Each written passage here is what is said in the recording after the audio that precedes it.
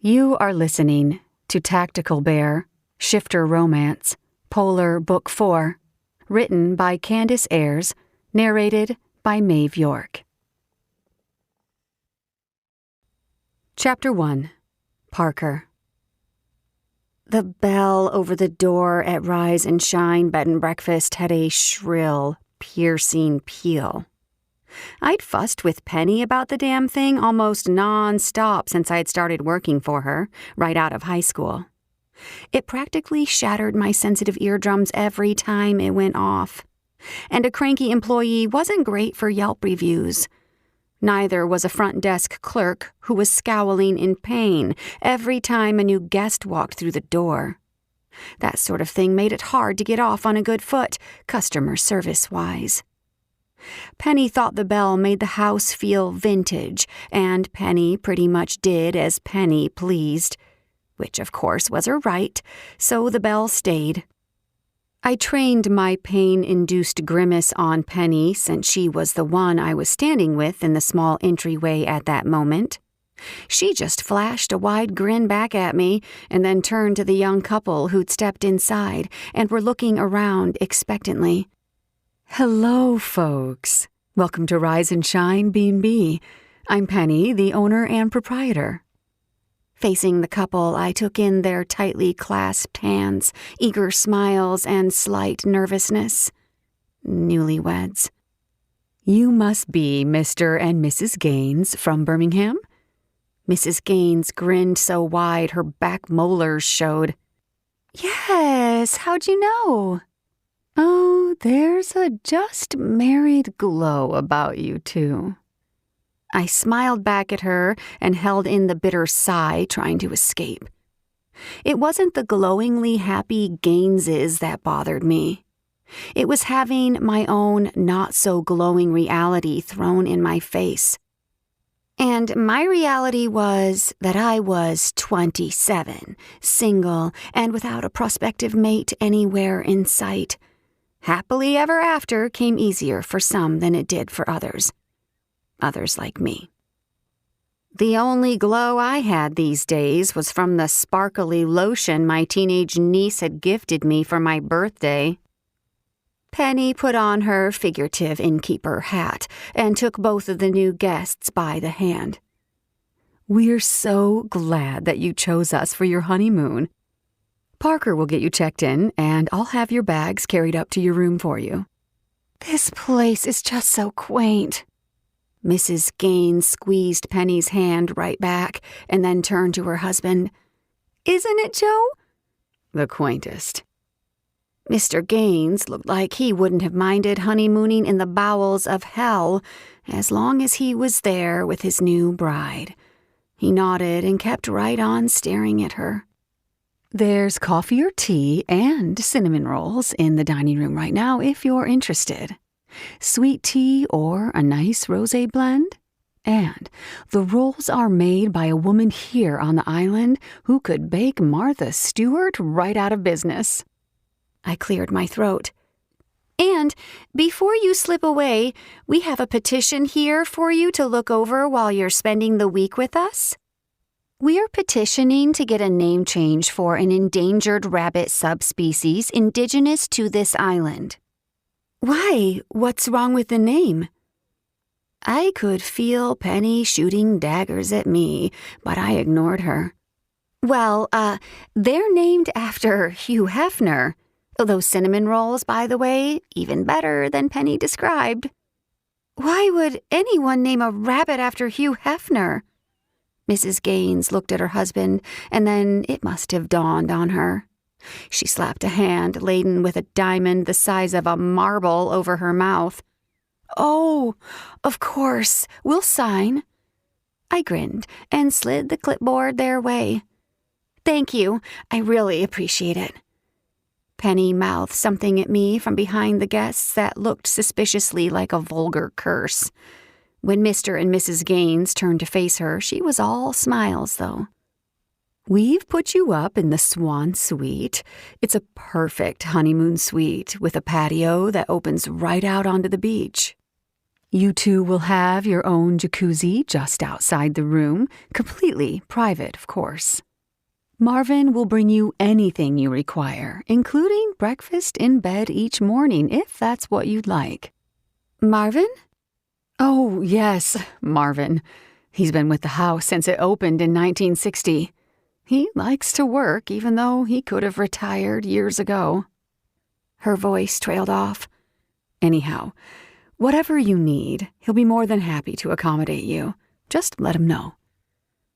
After another few minutes of checking them in, Penny escorted them to the dining room to enjoy tea and cinnamon rolls, then called in her son, Jacob, to take their bags up to their room. As soon as Jacob was out of sight, she leaned over my little counter and poked me in the chest. What have I told you about that damn petition? Knock it off. What kind of unsupportive friend are you? Do you not even care about my cause? Nobody cares that some local rabbits are named after Hugh Hefner. I narrowed my eyes at her. I care. You just don't get it. I get that you'd better hide that clipboard and keep it hidden, or I'm going to smack you over the head with it. Is that any way for a boss to treat her subordinate? I think you mean insubordinate. Potato, potato. I put the petition under my desk, but I fully planned on asking everyone I could to sign it. Penny was not only my employer, but also a close friend. Even so, she didn't know everything about me, and she didn't know anything about shifters. It wasn't just any rabbit species that was named after Hef. It was the local rabbit shifter population, of which I was a part. Jacob came back down the side stairs and winked at me. All done, Mom. Can I go? Penny, who rarely missed a beat, caught the wink. She lightly smacked him on the arm and frowned. Leave her alone. His face burned bright red, but he kept his chin up. If she wants me to leave her alone, she'll tell me herself. I smiled sweetly. Leave me alone. Jacob pouted instantly. He was barely 16 and, for some odd reason, considered me his dream woman. It was cute and made me a little envious of the woman he'd genuinely fall for someday. I wasn't a slender supermodel type, nor was I conventional. At 5'5", I had curves and a little extra weight around the middle that wouldn't go away no matter what I did. Not that I did much. I also had a multitude of tattoos, a few odd piercings, and my current hair color was a lovely shade of pastel lavender. I liked that Jacob wasn't solely focused on stick-thin conservative women. If only I'd had someone like Jacob around when I was his age. All the boys at the high school I went to had wanted supermodels. I'm just teasing, Jake, but listen to your mother. I winked back at him, unwilling to crush his spirit. Hey, do you have any friends over 18 that would want to sign? Oh my God, Parker, quit with the petition. Jacob, go help your father with yard work. Penny pointed at us like she was mom to both of us. I need a vacation. Just to mess with her, I pulled my clipboard out and smiled. Granted. I'll take over while you're gone. But sign this petition first. Jacob grinned. Penny scowled. Mr. and Mrs. Gaines emerged from the dining room, still glowing. My smile became a wince when the bell over the door rang again, and another happy couple stepped inside. Chapter 2. Maxim. Mallerie, Melanie, Minnie, or whatever her name, looked up at me with her mascara running down her face and smiled. Her lipstick was smeared all over her mouth from doing things that I was pretty sure were illegal in some states. Are you sure I can't talk you into staying the night? I buttoned my pants and looked for my shirt. I'm sure. She pouted and let the sheet she held around her chest drop down to her waist. Her tits were great, I'd give her that. She leaned toward me, pushing them together. "We could have more fun, Maxim." I found my shirt half under her bed and pulled it over my head. The neck was stretched out and ripped a little, a casualty of foreplay with what's-her-name. "Sorry, babe. I've got work in the morning." She pouted. "No fun." Then she stood up, bearing all, and stalked over to me. Running her hands down my chest, she batted her lashes at me. "At least take a shower with me." I considered it for a second. She was hot, crazy wild, and kinky as hell. She'd done things and let me do things to her that were off the charts. She also had all the makings of a stage 5 clinger. Better to shut that down early. "No thanks, I've got to go. Thanks for a good time, though, babe." She ran her hands down to my crotch and grabbed a handful of my junk. "We can do it again." I lightly removed her hand and looked for my shoes. Had I kicked them off in front of her house? Had I worn a belt over? I needed to start keeping up with that shit. "Hey, was I wearing a belt when I got here?" Her voice raised a few octaves. "Seriously?" I followed her gaze to see what she was getting so worked up about, and noticed my belt hanging from her bedpost. Oh, yeah. I walked over and snagged it before spotting one of my shoes. "Thanks." "You can't be serious right now. You didn't remember that?" Red flags began waving all over the place. I swore as I stepped into my shoe and still couldn't find the other one. "Of course, I did. Sorry, I was just distracted." Judging by the hiss from her side of the room, she didn't buy my flat tone. "They said you're an asshole, but I didn't believe them. I guess I should have." I spotted my other shoe and grabbed it. Knowing my time was running out, I didn't even bother to put it on. I unbuckled my belt from the bedpost and headed toward the door. "Who said I'm an asshole?" She didn't bother covering herself as she followed me. "People. And they were right. You don't have any feelings about what happened here between us at all, do you?" It took me a second to get all 3 of the locks on her door undone. "What? Yeah, sure I do. I feel that, it was fun, but I have to go."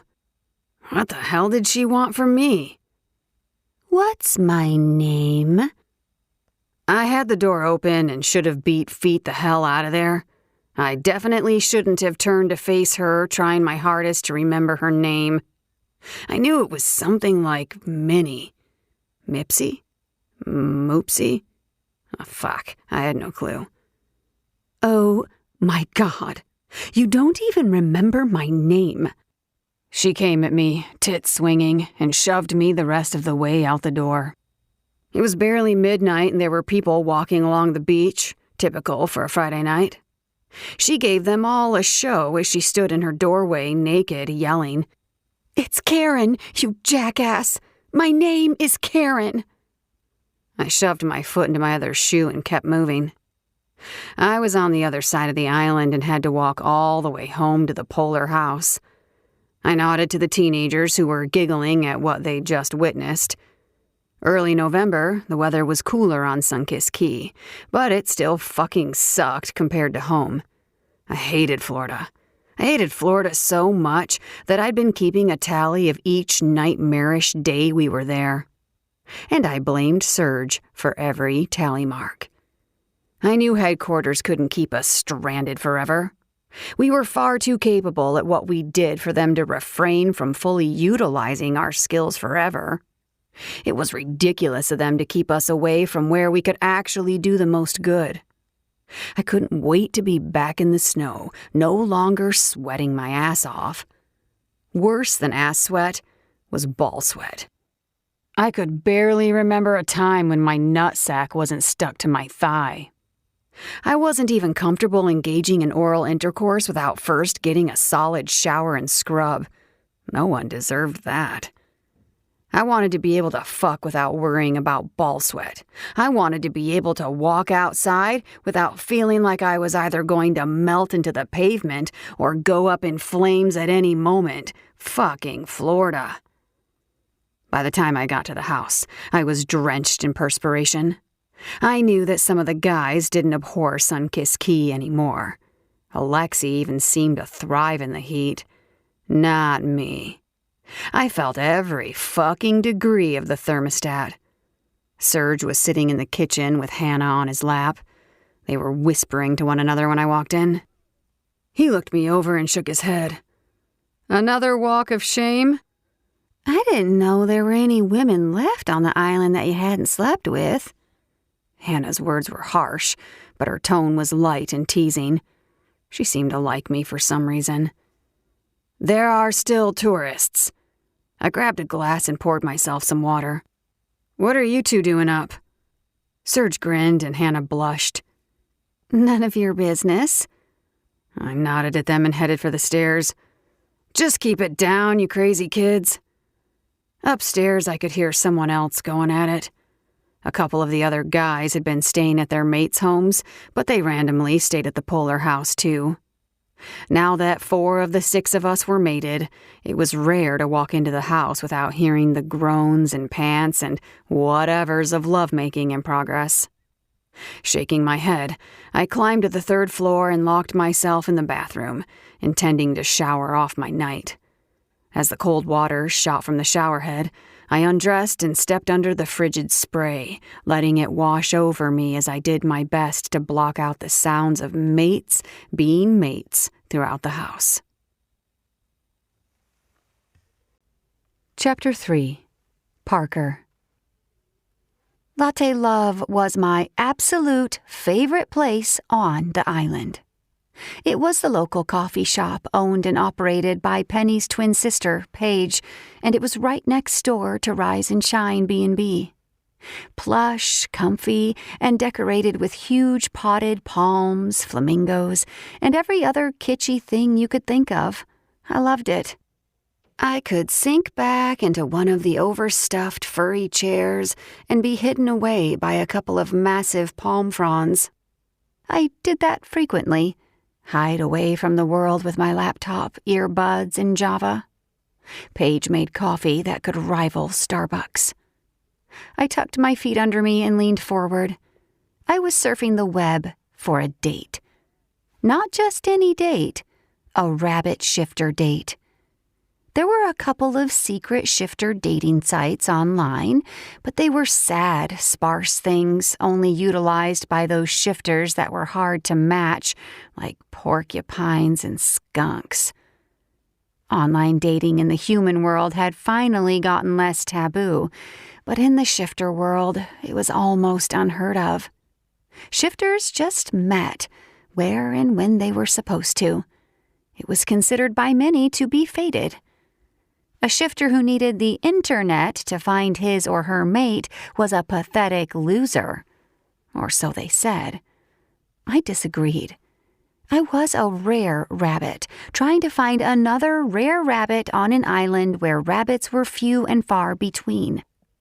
More than that, I was an endangered subspecies of rabbit. It wasn't going to be so easy for me to casually bump into a mate of the same species at a social event, for instance. I scrolled through the few men listed. Just a couple of snake shifters and a lone wolf who looked like he'd been in one too many brawls. No rabbits. Sighing, I pushed my laptop away and took a long gulp from my mug. I was ready for a mate. Not only a mate, but the whole 9 yards. A mate, kids, a happy family. I could close my eyes and imagine little bunnies running around my house and yard, playing their little hearts out. Layla pushed aside a palm leaf and poked her head around. Thank God it's you. I've invaded the privacy of 3 other people already. I raised my eyebrows at her. You could try your nose. She scrunched it up. It's still weird for me. She'd only just found out she was a shifter over the past year. She was a wolf shifter, though. There was absolutely no reason she shouldn't be using her heightened sense of smell to her advantage. I'll get there. She glanced at my computer screen and made a face. Online dating? Come on, Parker. I don't think that works. Online people are illusions. They're half-truths, and then your mind fills in the blanks with imaginary preferences. I grunted. I have to try. I haven't seen another rabbit on the island since those damn polar bears showed up. She sighed dreamily. Oh, yeah, the polar bears. They're so hot. Hot. They're scaring away my chances of finding a mate. I finished my coffee, stared into the mug, and blinked, wondering how I'd finished the entire cup so fast. I'm going to die old and alone because of them. Hell, I'm practically an old maid now. Do you know I'm a decade older than my mom was when she had me? A decade! Layla shut my laptop and shook her head. You're going to meet your mate and live happily ever after. Stop stressing. It'll happen when it's supposed to. Just relax and let it. I don't think I know how to relax. No kidding. You remind me of the Energizer Bunny. You have no chill mode. I gave her a blank stare, unamused. First of all, no chill mode? What are you, 18? Second of all, don't play up stereotypes. They're insulting. She just waved me off and pulled my mug toward her. Want some more? I'm going to get a hot chocolate. Sure. Decaf, though. I waited until she was gone and then opened my laptop again. I logged on to a different dating site. No rabbits, and even scarier-looking options. Someone needed to build a site for shifters that was legit. Not a sketchy, backward hookup site, but something modern and tasteful. Shifters needed help meeting one another, too. I had to wonder how many shifters were walking around, living a lonely existence because they had yet to find the one. I bet there were tons who would jump at the opportunity to search for a mate right from the comfort of their own living room. Surely fate couldn't orchestrate every pairing itself. Maybe fate needed a personal assistant from time to time. I lifted the palm leaf to call Layla. On second thought, make the coffee regular. I'm addicted to the caffeine. I frowned. Actually, make it an espresso. Double. Paige laughed. I'd already ignored the decaf order. I know you better than you know yourself, Parker. I lowered my leaf again, ensconcing myself in my hidey hole. My fingers flew over the keys, composing an email to a distant cousin in Jacksonville. She'd found her mate at a young age, a wolf shifter. But she still had friends who hung out in the single shifter crowd. Desperation was getting the better of me, and I shamelessly requested she ask around her friend group about any single rabbits in the state. Okay, a double espresso and a muffin, your favorite, chocolate chip. Oh, I love you, and my fat rolls love you even more. Layla shrugged and flopped herself onto her own fur-lined chair. How was work today? Boring. The rooms filled up yesterday and no one has checked out. All I had to do was clean rooms and give walking directions to various attractions. I frowned. No newly arriving guests to sign my petition. I still don't understand why you need to have the name of your species changed. It's been the same since the 80s. I narrowed my eyes at her. Because my species isn't some sort of crude joke, that's why. She held up her palms in surrender. Hey, at least you get the energized and sex-hungry reputation.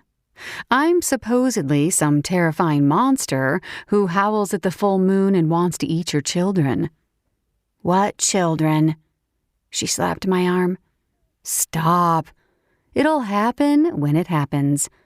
Now come on, relax, and stop trying to force something." We both knew her advice was in vain. I had no intention of sitting back and waiting for a mate to fall into my lap. No, this girl was nothing if not proactive. Chapter 4. Maxim. The AC units in the office were still going full blast, despite the slightly cooler weather, and the fact that Hannah, wearing a thick sweater and wrapped in a blanket, sat at the desk answering the phone with chattering teeth. I tuned in, waiting to see if we were needed for anything important. "Police scanner 411. We have a 719 with a 212 at 901 Dockside Drive." Hannah repeated the call, louder, and then hung up. We were all hanging around the office, so everyone heard it. Serge translated aloud. "Rogue shifter, domestic situation. Rabbit with a reported firearm." Roman added. Dockside Drive was on the north end of town. We swung into action immediately, and after piling into the van outside with Serge behind the wheel, pulled out onto Main Street. We didn't need gear for this one. Not for facing down a rabbit shifter. Not much of a threat there, even with a firearm. "What kind of pussy shifter uses a gun?" Alexei shook his head. "And what's with all these batshit crazy shifters down here?" "Probably the weather. The heat would drive anyone loco," I growled, audibly, angry all over again about being sent to Florida. We're never going to work a real assignment again. The main office is going to hear about the work we've been doing here, and they're going to laugh us right out of every fucking special ops mission ever. Serge sped from the south end of the island, dodging what little traffic there was this late in the tourist season. "This is a real assignment. It may not be what we're used to, but in the event you hadn't noticed, these are real people and real situations, and they need real assistance." "A rabbit shifter waving a gun around is a real assignment?" I stared ahead, seething. If it hadn't been for Serge chasing Hannah instead of focusing on the job, we'd all still be in Siberia, executing recon missions or hostage recoveries, instead of responding to a domestic involving a fucking bunny rabbit. My grandma could handle that. "Get over yourself and take this seriously, Maxim." Serge slowed and took a right. We pulled up in front of a little white cottage with a small but growing crowd gathering out front. One sniff told me the crowd was a mix of humans with a couple of shifters thrown in. We were out of the truck and parting the crowd in seconds. Just as we got to the front porch, the door of the house flew open and a woman came running out with a small man chasing after her. His eyes were crazed and had a drugged-out glaze. He was waving a small caliber pistol in the air and shouting something unintelligible. As the woman flew down the steps, he was right behind her. "Get back here, Marisol!" His speech was slurred, and it was clear he wasn't in complete control of his senses. I stepped between them just after Marisol ran by. The rabbit came up short and pointed his gun at me. My fist shot out and landed a solid uppercut to his jaw. But instead of the blow knocking him out cold, as it should have, his eyes spun wilder and he squeezed the trigger, firing the weapon. The shot missed my head by millimeters, and only because I jerked to the side as a precaution.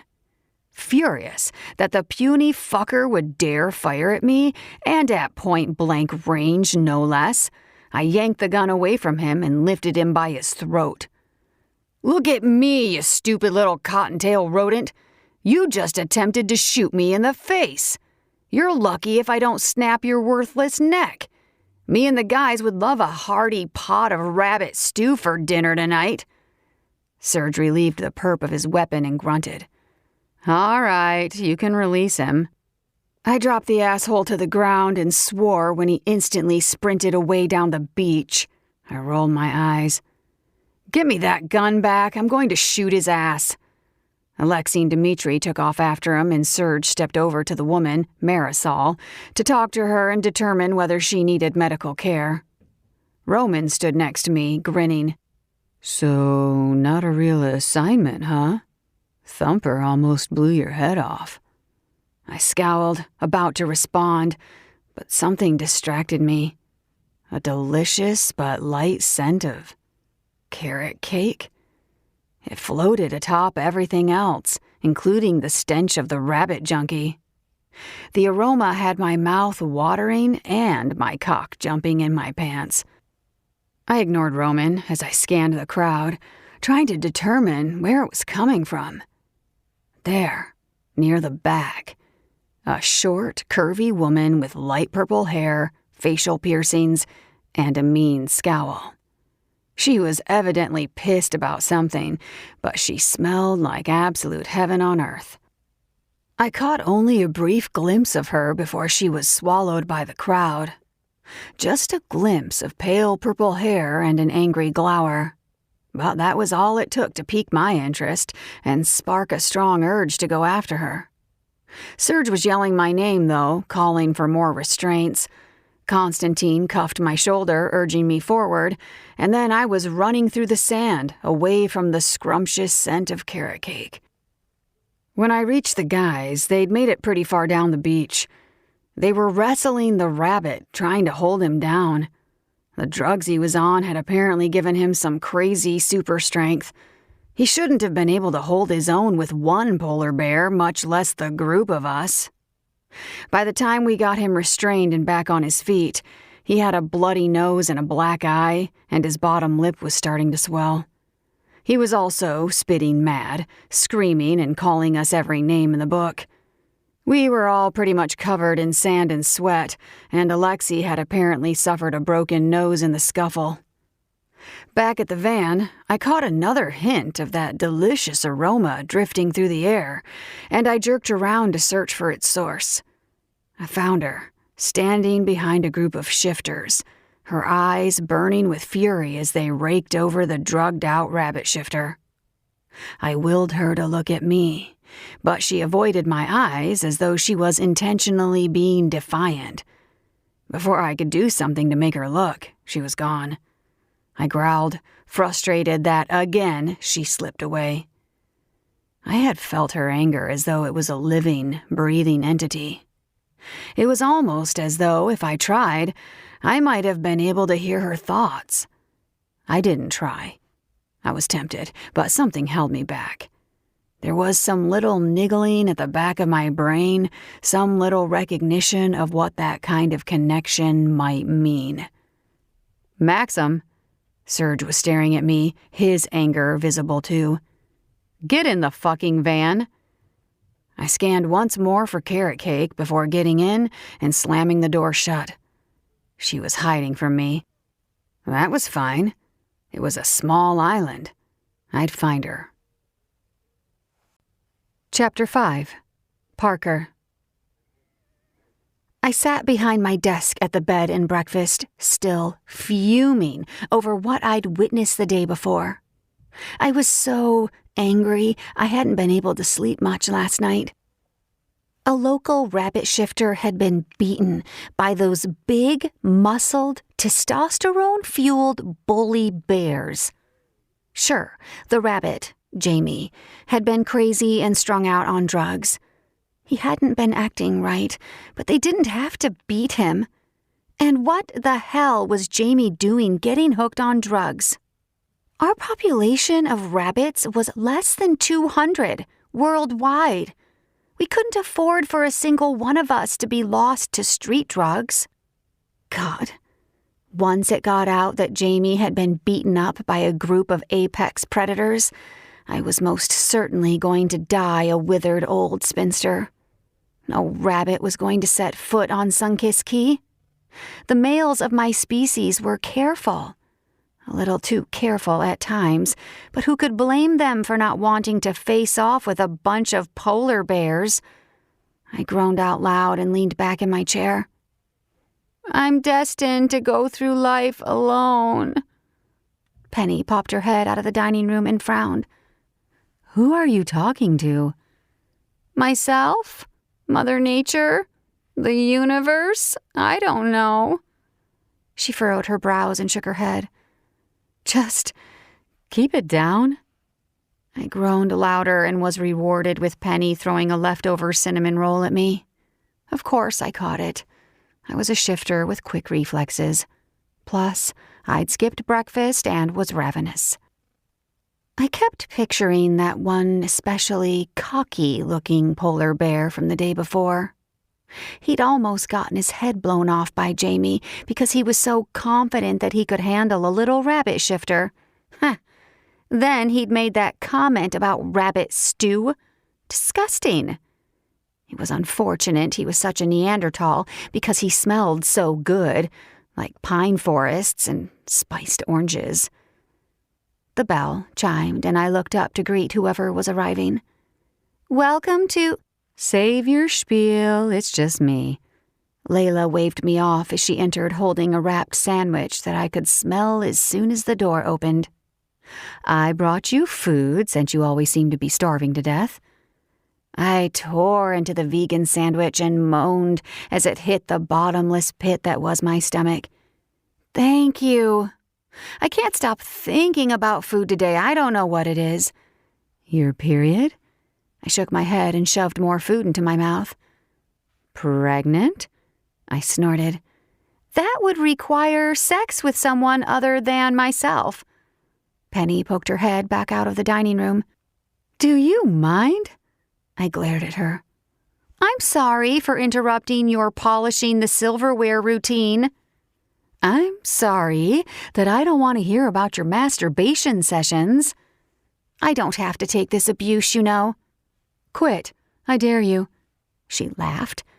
No one else on this island would be loco enough to hire you. I pouted at her and took another bite of my sandwich. Talking with my mouth full, I complained.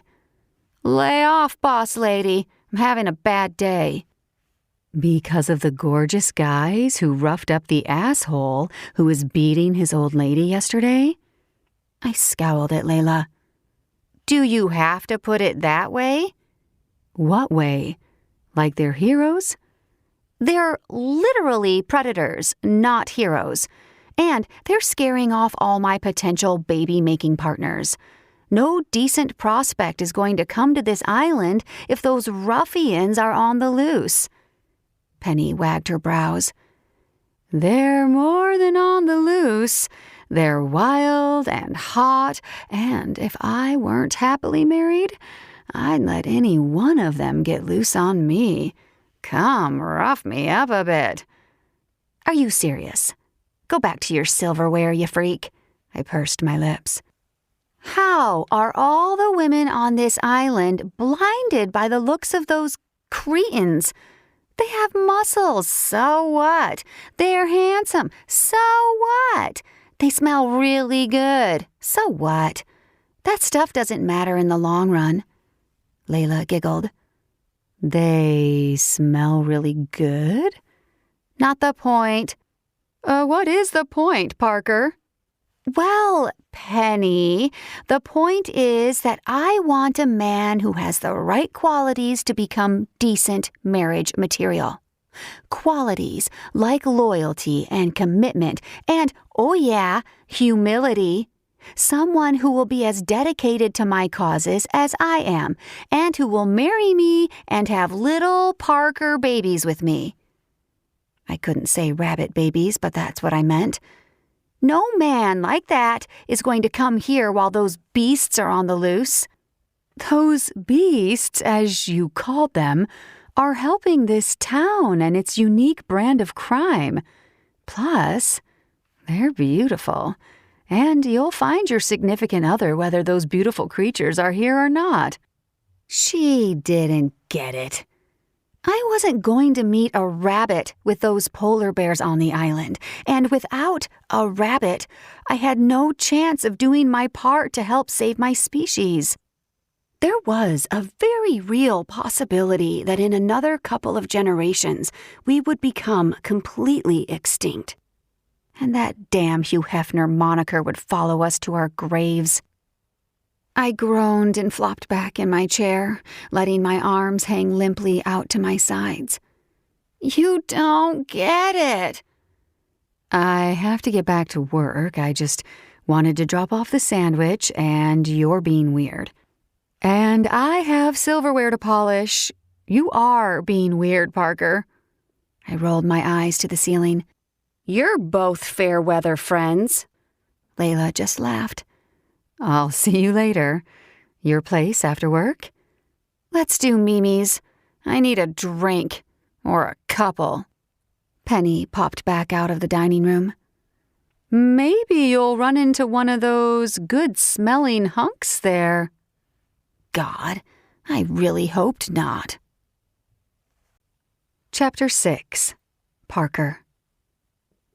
I usually just drank at home or had a little Irish coffee at Latte Love. Even though Paige didn't technically serve alcohol, she kept a bottle of whiskey behind the counter, hush-hush, and only for her close circle of friends. I'd been to most of the bars on the island a few times each, but not for a while. As I settled onto a stool at Mimi's cabana, I wondered why I wasn't doing this kind of thing more. If I wanted to meet someone, I needed to get out and mingle. The dark cloud that was my reality crept over me, reminding me that there were very few rabbits hanging out on the island, so it wasn't likely I'd run into one at Mimi's anyway. Damn polar bears. I'd gone home and changed after work, though, because one never knew. I might just get lucky, and the perfect, marriageable rabbit shifter might just happen to be passing through our small island and might just happen to come waltzing into the bar, lost, thirsty, and looking for love. I'd put my hair up in space buns and thrown on a curve-hugging short black dress. I'd even added a little glitter around my eyes to spice things up. I maintained a strict goal of finding a rabbit and mating to help further our species, but a girl could still have some fun without it affecting her social activism. Layla had on a slinky little light blue dress, and it looked amazing with her pale skin and thick white blonde hair, which curled out in every direction. Her human self was every bit as stunning as her wolf form probably was. If I were a lesser woman, I would have been jealous of her. She was a badass wolf shifter and looked the part. I was an endangered rabbit, and unfortunately, I looked the part too, round and fluffy. Sighing, I nudged her and smiled. You look stunning. She grinned back at me. You look amazing yourself. I love the space buns. Fun. I narrowed my eyes. What kind of fun? Her eyes lit with mischief. The kind you need handlebars for. I slapped her arm but couldn't help laughing. Should I take them down? No, forget I asked. I like them, even if they look like BJ accessories. Yeah, fuck it. She paused in lifting her hand to signal the bartender. Fuck feeling self-conscious about them, not fuck it like you or your mouth. God, Layla. I rolled my eyes and turned to the bartender coming our way. Hi, can I get a whiskey? For me too. The woman quickly and efficiently poured our drinks, her pretty green eyes on my hair all the while. I like it. I groaned. You heard? She nodded. But I do like it. You look spunky. I twisted my mouth. Do I want to come off as spunky, though? I'm trying to find a mate. Boyfriend. I'm trying to find a boyfriend. She suddenly leaned forward. Did you say mate? I narrowed my eyes and inhaled her scent, searching for any hint of shifter to explain why she'd know about mates. She was human, but she had the scent of bear all over her. Yeah? Are you? She suddenly pushed back from the bar and held up her hands. I'm sorry, that's rude. It's none of my business. I hate when people invade my privacy, so I should know better. I studied her a second longer and extended my hand. Parker, I'm what you're thinking. Rabbit. Layla pointed to herself. Woof. New at it, though. Heidi, I'm just, normal, but my mate is a bear. One of those hunky polar bears walking around the island? Layla threw back her shot and gave me a big shit-eating grin. Isn't that a funny coincidence, Parker? I tossed my own shot back and kicked Layla. I saw a couple of them yesterday, working. Small world. Small island, she smiled. Well, you ladies enjoy yourselves tonight. I have to work the bar. She gestured with her head to the opposite end of the bar, where a young couple was trying to get her attention. Another shot before I go?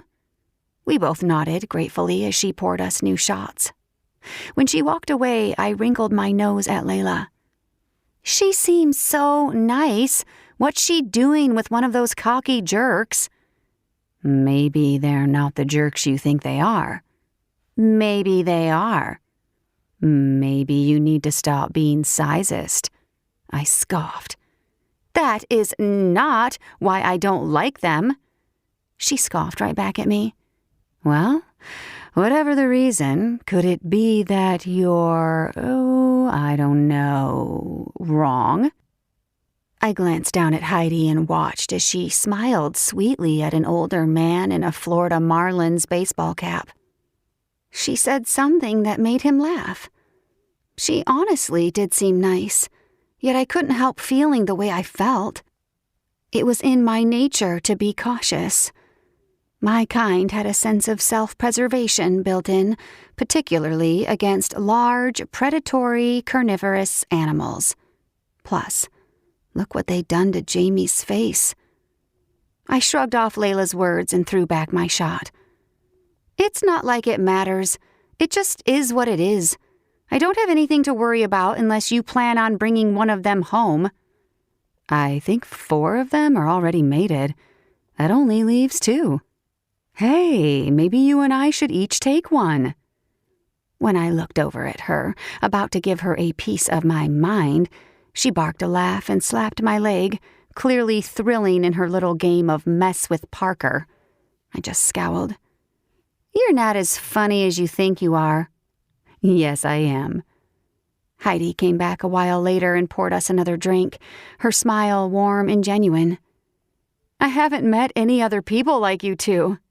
Besides my mate and, the other guys in his unit. I shrugged. We're around.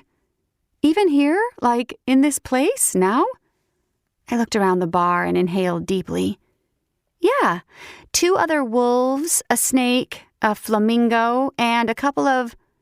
Layla touched my arm. You okay? I motioned to Heidi for another shot as the scent of pine forests and spiced oranges washed over me. Warm and sultry, it stirred my rabbit into a heated frenzy. More whiskey, I croaked out. Oh, hey, and 3 polar bears, Heidi grinned. Really, though, a snake? I pointed to my empty shot glass and repeated myself. Whiskey, please. Layla looked over and suddenly laughed, drawing more attention to us. I was tempted to knock her ass off the bar stool to get her to shut up. The last thing I wanted was for the source of that seductive scent to come any closer to me. My rabbit was up wiggling her stupid nose and thumping her stupid little feet in excitement. Bitch was all but sticking her cottontail ass in the air. Really small island indeed. Layla wrapped her arm around the back of my stool and leaned closer. Should I call them over? I'm leaving. I've had some whiskey, a little chit-chat. I think it's time we take off. I lifted the flap of my purse and rifled through its contents in search of my wallet. Petitions, flyers, pens, pencils, ketchup packets from a takeout joint, the other half of the sandwich that Layla had brought me for lunch. Where was my damn wallet? Oh, look, here they come. Chapter 7. Maxim. As if I'd conjured her with my very thoughts, the angry little rabbit was sitting at the bar talking to Heidi. I could only see the back of her, but the light purple hair and the delicious aroma of carrot cake was a dead giveaway. Her ass was a beautiful sight on that worn leather bar stool. I suddenly wished I was familiar enough with her that I could walk up and greet her with a kiss and nuzzle her neck while I slid my hands over her luscious curves. The dress she wore looked soft to the touch, soft and clingy. My eyes traced the path of her spine all the way down to her lower back, where the dress ended. She had a tattoo, an intricate design of flowers. I inadvertently leaned closer, desperate to get a peek at the end of that tattoo that was hidden beneath the dress. Dude, why are you growling? Alexei punched me in the shoulder and shook his head. You're being weird today. I ran a hand through my hair and followed Constantine to the booth where we usually sat, while Alexei went to the bar to talk to his mate. Damn. He stood next to the sexy little rabbit. He stood right next to her. I didn't like how close he was to her. That was where I wanted to be, slipping my arm around her waist and letting my other hand curl over her thigh possessively. Her skin looked as though it would feel incredibly soft under my touch. Still growling, fucker? Constantine slid across the booth and sank into the dark corner with his back against the wall. I sat across from him and angled myself so I could keep an eye on my angry little rabbit. She leaned into the woman next to her and said something that made Alexei, on her other side, laugh. Her head snapped around to him, and I felt the sting of the glare she shot him all the way to where I sat. I couldn't make out what Heidi said through the dull roar of the crowded bar, but she was smiling as she said it. I suddenly needed to be there. I wanted to shove my way between Alexei and the little bunny and hear what she was saying. I could only imagine it came with a hefty dose of firecracker. Who's the bunny? Constantine leaned out of the shadows to smirk at me.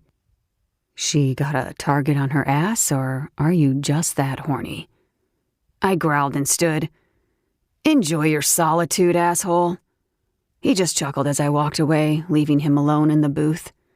He wouldn't have to be alone for long, not if he didn't want to be, although he probably preferred seclusion. I skirted around the crowd and came up to the little group on Alexei's other side. He nodded in acknowledgement and then looked back at his mate. Hey, Max, tell Heidi that we didn't purposely rough up a helpless little bunny rabbit yesterday. He nodded over his shoulder and grinned. Seems that we have an excessive use of force complaint, brother.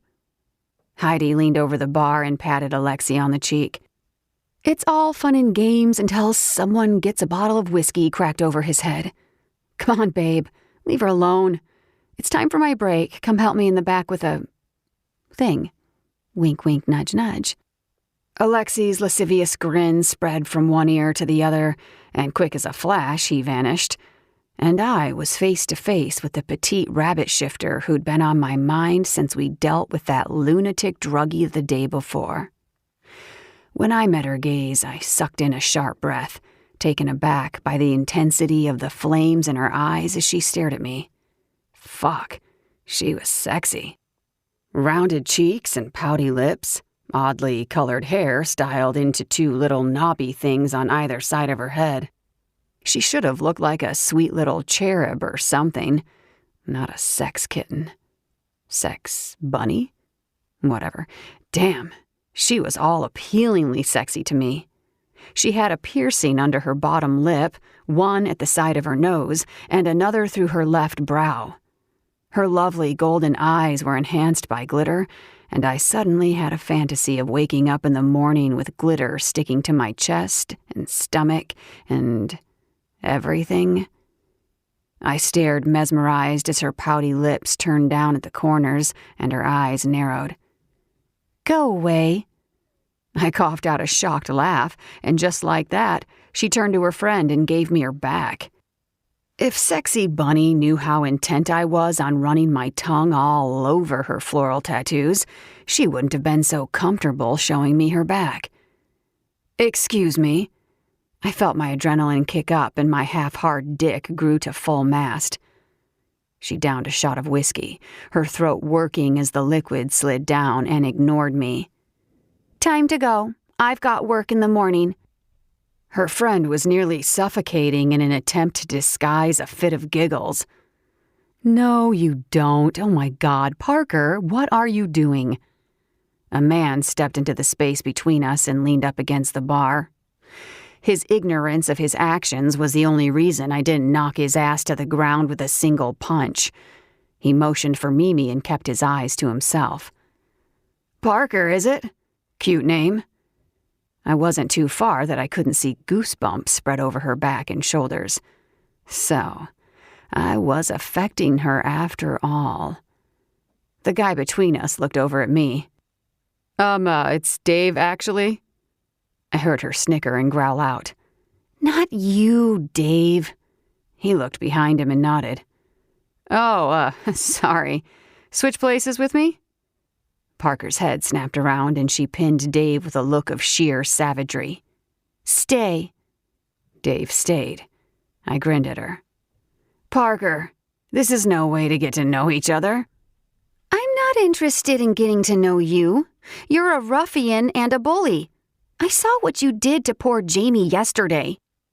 She narrowed her pretty, glittery eyes and shook her head at me. "I'm not even speaking to you. You're about 3 times his size and 5 times his strength. I'm so not speaking to you. You could have easily restrained him without hurting him, but did you? No, I'm definitely not speaking to you." "Yet you're still talking, Bunny." The little knobs on top of her head rocked when she snapped her head back around to me. "Bunny? Really?" "So, you're pissed because I defended myself against an out-of-control, raging drug addict who was using his mate as a punching bag and tried to shoot me in the face?" I raised my eyebrows. "Does crazy run in your kind?" I was half sure I saw smoke shoot out of her ears. She leaned across a wide-eyed Dave and jabbed her finger at me. Her fingernail was painted neon green. "By your kind, do you mean what I think you mean?" David had enough. He sidestepped her neon green pointer finger and hurried off to the other side of the bar. I slid closer to the little demon bunny and had to ball up my fists tightly to keep from brushing stray hair behind her ear. "If you think I mean rabbit shifters who have clearly lost all sense of reason and rationality, then, yeah, I mean what you think I mean." "You don't know me. You can't say I have no sense of reason. You just think you're so high and mighty, top of the food chain, no natural predators and all that. Well, whoopity-fucking-do, aren't you, Mr. Big Bad?" She made contact with that finger, one solid poke to the middle of my chest, and I felt it all the way down to my toes. "You realize you're literally poking a bear right now? I'd say that amounts to a clear lack of sense. And you're arguing in defense of a wife-beater." "Girlfriend beater, technically, and I'm not defending him. I'm criticizing you." She poked me again. "And I'm not afraid of you. I will poke you until I'm blue in the face if I feel like it." I grabbed her hand and yanked her into my chest. "Is that so? Go out with me then. You can poke me all you want." The statement just about shocked us both equally, but I recovered faster. I'd meant it. I wanted to fight with her more. I wanted to fuck her and fight with her. I wanted to fuck, fight, and then fuck some more. I wanted everything I could get with her. Parker's eyes flew open. Her apparent shock seemed to cool off some of her anger. Her mouth opened and closed a few times before she reined her emotions in and went right back to glaring. "You have got to be kidding me." I was still holding her against my chest, and I was pretty sure she could feel how much I wasn't kidding. "Go out with me, Bunny." She suddenly jerked away from me, slid off the bar stool, and straightened. Standing in front of me, she barely reached my chin. She was a tiny, curvy little thing, but when she glared up at me, size was no issue. No fucking way. She turned on her heel and marched off, her hips swaying as she went. I watched her go, every part of me longing to chase her down. She was prey, and she was running away. Like she knew what I was thinking, she looked back at me over her shoulder and flipped me the bird before stomping out of the bar. I stared after her, not even sure what had just happened. I knew only that, whatever it was, I wanted a whole lot more of it. Chapter 8. Parker. "Hello, we have a reservation for Alan and Mary Jo Hill." I forced a smile and nodded. I went through the motions of checking in the happy couple, and then watched as Penny picked up where I left off. She did her whole welcome spiel and offered cinnamon rolls and tea or coffee, then came back to me with a frown on her face. That was subpar at best. I frowned right back at her. "Well, I'm in a crap mood." "You didn't even pester them to sign your petition." "Shit. You think I can still catch them before they lock themselves in their room?" "No." She snorted out a laugh. "Finish telling me about last night before someone else comes in." "I'm so pissed off, Pen." I shoved my hair out of my face, but it immediately flopped back. "That bully guy, the one who made all the nasty comments about rabbits, he was there at Mimi's last night, hitting on me." "Which one is he?" "The one who smells like heaven. The one with the big ego that's probably a mask for a small dick." She raised her eyebrows. "Really?" It wasn't true. I'd felt too much at the bar to be able to say that he had a small dick with a straight face. I'd felt way too much. Whatever. He's the one with the perfectly styled hair, not a strand out of place. Her eyes went wide. "Oh, that one. Maxim, I think. He's the bad boy of the group, I hear. Lots of broken hearts left in his wake." I made a face. "Really? If by bad boy you mean loud-mouthed, conceited jerk, then that's him." "Okay, just get on with the rest of the story." "He was there, hitting on me, still talking crap about rabbits and being a general all-around dick, but yeah, he asked me to go out with him. No, actually, he told me to go out with him." "And that's a problem because—" I grunted. "He's the problem. He and his Rambo buddies are running around the island scaring off all my potential future baby daddies." "You know I love you, right?" Sighing, I shook my head. "I don't want to hear it right now, Penny. I'm not being unreasonable. He's dangerous and problematic, not to mention a complete arrogant ass." "Do you remember Eric Granger?" She gave me a teasing look. "You spent 6 months telling me what a jerk he was, and then you nearly wet yourself when he asked you to prom." "Eric Granger moved to Detroit and got arrested for feeling up a woman on a bus." "Still, you practically shouted from the rooftops about how much you hated him, when really, all you wanted was for him to notice you." I faked a gag. "I'm not a teenager anymore, Penny. I no longer think that a boy teasing me and dipping my pigtails in the inkwell means he likes me. I'm not saying this about Maxim, or whatever his name is, because I want him to ask me to the high school prom. He's rude. He fucking calls me Bunny. What the hell is that?" Jacob rounded the corner, a scowl on his face. "Who fucking calls you Bunny?" Penny pointed at me. "This is why you have to watch your mouth." "Mom, come on, I'm not a kid. Plus, you say fuck all the time." Penny's head looked like it might explode as she angrily pointed back the way Jacob had come from. "Go to your room." "I'm supposed to be helping with the luggage." "Well, go to someone else's room then. I don't care. I just don't want to see your dirty little mouth in my face right now." She shook her head. "I don't swear that much. I really don't." Jacob, grinning because he knew his mom was a pushover and wasn't as mad at him as she pretended to be, winked at me. "See you later, Bunny." "Don't call me that." "Don't call her that." "Whatever." Penny glared at me. "I blame you. He gets that attitude by emulating you." "I kind of think he has a great attitude. Besides hitting on me, kid's got an awesome sense of humor." "Tell me again why I continue to employ you." "Anyways, Layla thought the whole thing was great. She's completely fooled by him. She said I need someone like him, someone who stands up to me. I think she's lost it." I winced as the bell rang, but cheered up when I saw it was Paige coming over with coffee. "My favorite twin." "Don't let it go to your head, sis.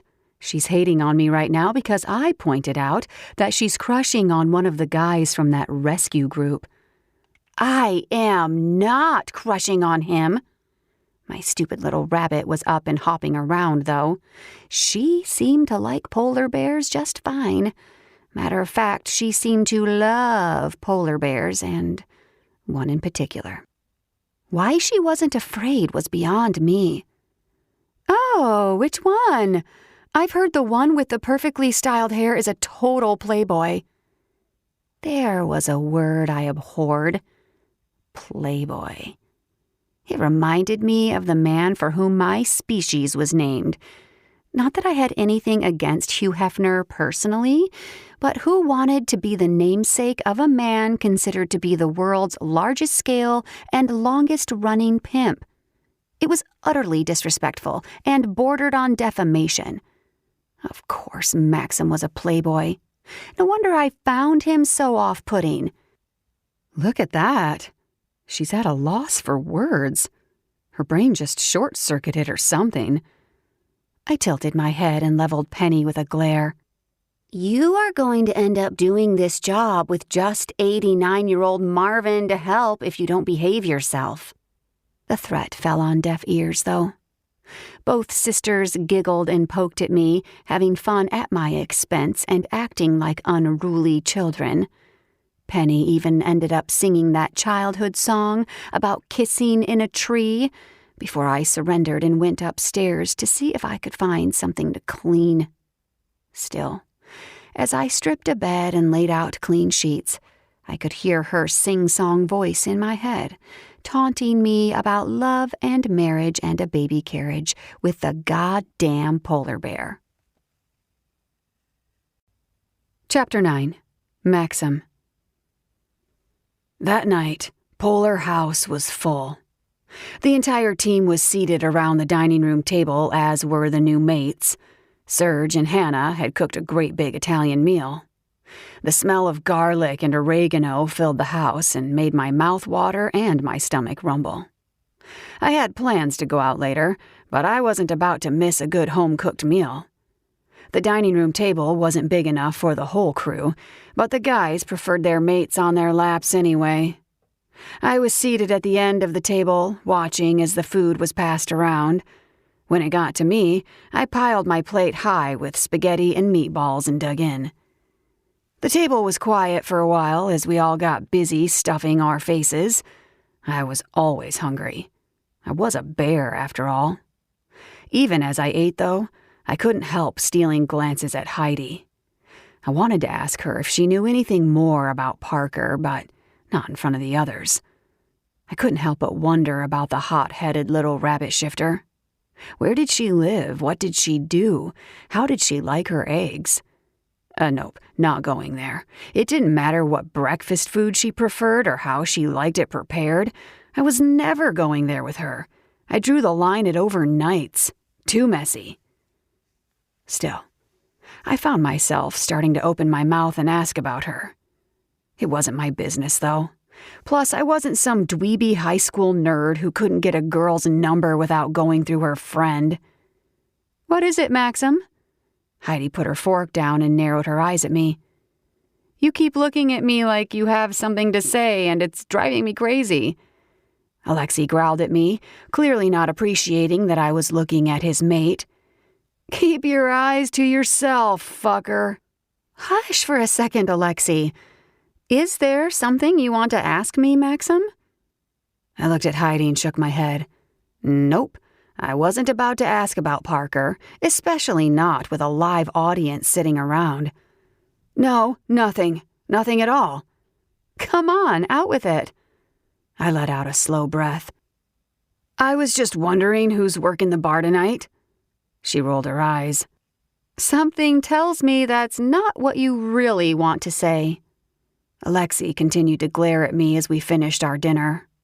Everyone else went back to normal, but I was ready to get away. I didn't like that I seemed to be preoccupied by Parker. I needed to go out and do something to get her out of my head. After everyone had finished eating and we had all helped with the cleanup, Heidi sat down next to me. "Spit it out." I feigned complete ignorance. "What?" "Is this about the new bartender? Or Sarah?" She grinned suddenly. "Or that feisty little woman you were eyeing last night?" "What feisty little woman?" "Nice try, Maxim, but I'm on to you. So, it was the rabbit shifter who caught your attention?" "I have no idea what you're talking about. I've got to go, though." I stood and patted her head as I walked past her. "Tell Alexei I said he's a dick-faced loser." "Uh-huh. Well, before you go, I don't know anything else about her. I like her, though." I forced myself to keep walking, one foot in front of the other, out of the house and down the street to the bar. In minutes, I was back at Mimi's, hoping I could forget about Parker. I had no idea why she had gotten under my skin. My bear was all freaked out by her, too. The pervasive thoughts were threatening to ruin my night, but I wasn't going to let that happen. I was going to have a good time and get her out of my head, maybe for good. Mimi's cabana was busy when I got there, but I found a seat at the bar and ordered a beer. I scanned for single women, but didn't see anyone who held my interest. Mimi came over right away with a cheeky grin for me. Her coconut-covered breasts swayed. It was always a gamble whether or not one of those suckers was going to pop right out of its coconut.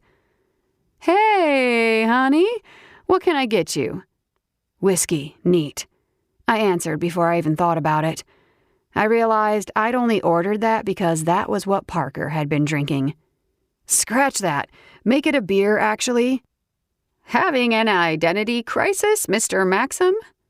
I gave her a grin and shook my head. "Not me." After she handed off my beer and waddled off to her other patrons, I turned to face the crowd. There was an eager-looking blonde on the dance floor, making eye contact and adding a little extra sway to her hips. I wasn't interested. In truth, as attractive as she was, she did nothing for me. But I had something to prove, so I forced myself. I joined Blondie on the dance floor, and we danced a few songs before she dragged me to her table and sat on my lap while telling me about herself. I tried to listen, I really did, but only a few words here and there registered. I didn't give two shits about her and would have preferred to stand up and let her slide right off my lap and onto the floor, but I had to do this. When Blondie snaked her arms around my neck and leaned in to kiss me, I couldn't do it. I flinched reflexively and drew back. She giggled, thinking I was teasing, and arched her body against mine. I felt nothing. I was determined, though. Maybe I just needed to get her away from the crowd and let things heat up a bit. Blondie was quick to invite me back to her place, and I pretended I was as excited as she was when she pulled me by the hand toward the door. I was forcing myself to appear interested as Blondie stripped for me. It was a good show, one I normally would have been really into. She put work into it, and when she straddled me and leaned in to kiss me again, I should have enjoyed it. Instead, I dodged her lips and tried to think of an excuse to get the hell out of there. Panic started to creep up my spine when she went to her knees and tried to unbutton my pants. Oh, hell no. No, that wasn't going to happen. I wasn't attracted to her, not even a little bit. I mean, I wanted to want her, but no go. My dick was limp as a wet noodle, and I was getting close to losing the contents of my stomach all over her. Instead of sticking around to find out if I was having a bad night or a really bad night, I did the low-down, cowardly thing and got the hell out of Dodge. I faked a phone call and pretended that urgent work-related business had come up, and then I ran off with my tail between my legs. I wanted to go home, but the thought of listening to a house full of my buddies screwing their mates? Nah, it wasn't a good one. Instead, cussing up a storm, I headed back to Mimi's cabana and settled in our usual booth. In the dark shadows of the back of the establishment, I drank enough beer to sedate a whale, all while keeping watch over the crowd, searching for a set of light purple hair knobs.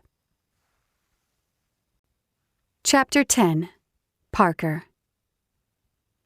My cousin came through for me. I had a short list of names of single male rabbit shifters, all of whom resided in the South Florida area. The list was golden. It might very well hold the name of the guy who would be my future mate and my partner in helping to perpetuate our species. Turned out, Ralph Riley wasn't that guy. Ralph had answered my text right away. Ralph had been willing to meet up for a date that very night. Maybe I should have smelled something fishy when he'd called me twice to confirm that the date was still on. I definitely should have smelled something fishy when he'd shown up in what I'd assumed was an Uber. Or when the older woman driver parked and watched raptly as Ralph entered Tuna's seafood house. But when he turned and gave her a big thumbs up before greeting me, I just told myself that the fact Ralph hadn't driven himself to the restaurant could simply mean that he didn't own a vehicle. Maybe Ralph was environmentally conscious. When Ralph revealed that the older woman, who ended up remaining outside of Tuna's and watching us through the front windows, was his mother, that smelled pretty darn fishy. But I was a woman on a mission to nab herself a rabbit mate. I still held out hope that there was a remote chance that Ralph and I could make it work. By the time we'd finished our salads, all hope was long dead and buried. Unfortunately, Ralph, who still lived with and was supported by his parents, was about as exciting as a 6-hour layover. No job, no house, no car, no money, and no real interests. At least none he cared to share, which made me think he probably spent his days in his underwear, holed up in his parents' basement playing video games and watching porn. What was worse, Ralph didn't seem to see anything wrong with his status in life. When I tried to tactfully question him about goals and aspirations, he gave me a blank stare. According to Ralph, his parents owed him since, after all, they'd brought him into the world. By the time our vegetable lasagnas arrived, I was ready to pluck my eyelashes out from sheer boredom. I was getting an antsy feeling in the pit of my stomach, wondering if I was going to be able to find a rabbit mate that would pass muster. I also kept comparing Ralph's beady eyes to the heated gaze of the polar bear. Midway through my lasagna, I was actually considering setting the place on fire. Just a small bathroom fire. Anything to get away from Ralph. And if I couldn't get my mind off the damn polar bear, I might just throw myself into said fire. Little did I know, things were about to go from bad to worse. The door opened, and the air in the place shifted suddenly. I looked up to see the polar bear striding cockily toward our table. With him came the irresistible aroma of pine forests and spiced oranges, and I nearly drooled down my chin. He looked pissed, his face pinched tightly, but when he got to our table, he forced an easy smile and nodded down at Ralph. "Hey there." Ralph looked like he was about to shit his pants. He looked every bit the defenseless, helpless rabbit facing down an apex predator. He stammered out a greeting and paled even further when the bear pulled up a chair from a nearby table. "I hope I'm not interrupting anything. I was just passing by when I caught the loveliest scent of carrot cake." He extended his hand to Ralph and grinned. "Maxim, I'm a very close friend of Parker's." Ralph hopped to his feet suddenly and nearly turned the whole table over on me. I was saved from being doused by Maxim's quick reflexes. His hand shot out to catch the water glass that was nearly upended. "Sorry, I have to go. Mother is waiting." I crossed my arms over my chest and glared at Maxim. "What are you doing here?" He watched Ralph leave and quirked an eyebrow at me. "Was that your date?" I was so angry that I was practically frothing at the mouth. Just by showing up, the stupid asshole, cocky dickhead bear had run off a potential mate. Well, in truth, Ralph had already been mentally crossed off my list, but what if he hadn't been? Then what? "You are a dick." "Moi?" "You did that on purpose, scared him away like that." "How?" "By showing up." "You didn't go scurrying off like a timid little church mouse. Why is it that you're not afraid of the big bad bear, Bunny?" He leaned a little closer, that sweet yet spicy scent warming my whole body. "It occurred to me that instead of fleeing, you bare your teeth and prepare for battle. Is there something perhaps a little more vicious than a helpless rabbit in you?" I threw my head back and barked out a sarcastic laugh. "Why the hell would I be afraid of you? You're nothing but an arrogant bully." The waiter appeared at the table and made quick work of whisking away the plates. He made no acknowledgement as to the change of my dinner companion. He just smiled politely and asked if we wanted dessert. "Do you have any carrot cake?" I glared at Maxim as the waiter flashed him a warm smile, nodded, and left. Feeling betrayed by the waitstaff, I sank back into my chair and grunted. "You were not invited." "You didn't answer my question. Why aren't you afraid?" "Because you're not scary. If I was afraid of every knuckle-dragging mouth-breather who roamed this island, I'd never leave my house." Then, just to insult him, I nodded to his hair. "Plus, who'd be afraid of a man who styles his hair with more precision than a beauty queen?" I had to give him credit. He didn't even react to my insult about his hair. He just sat back and studied me. "What were you doing with that guy?" "I was on a date, for your information. A date that you just ruined." Bear Boy sat up at that and pointed to the exit Ralph had recently run through. "With him?" I leaned forward.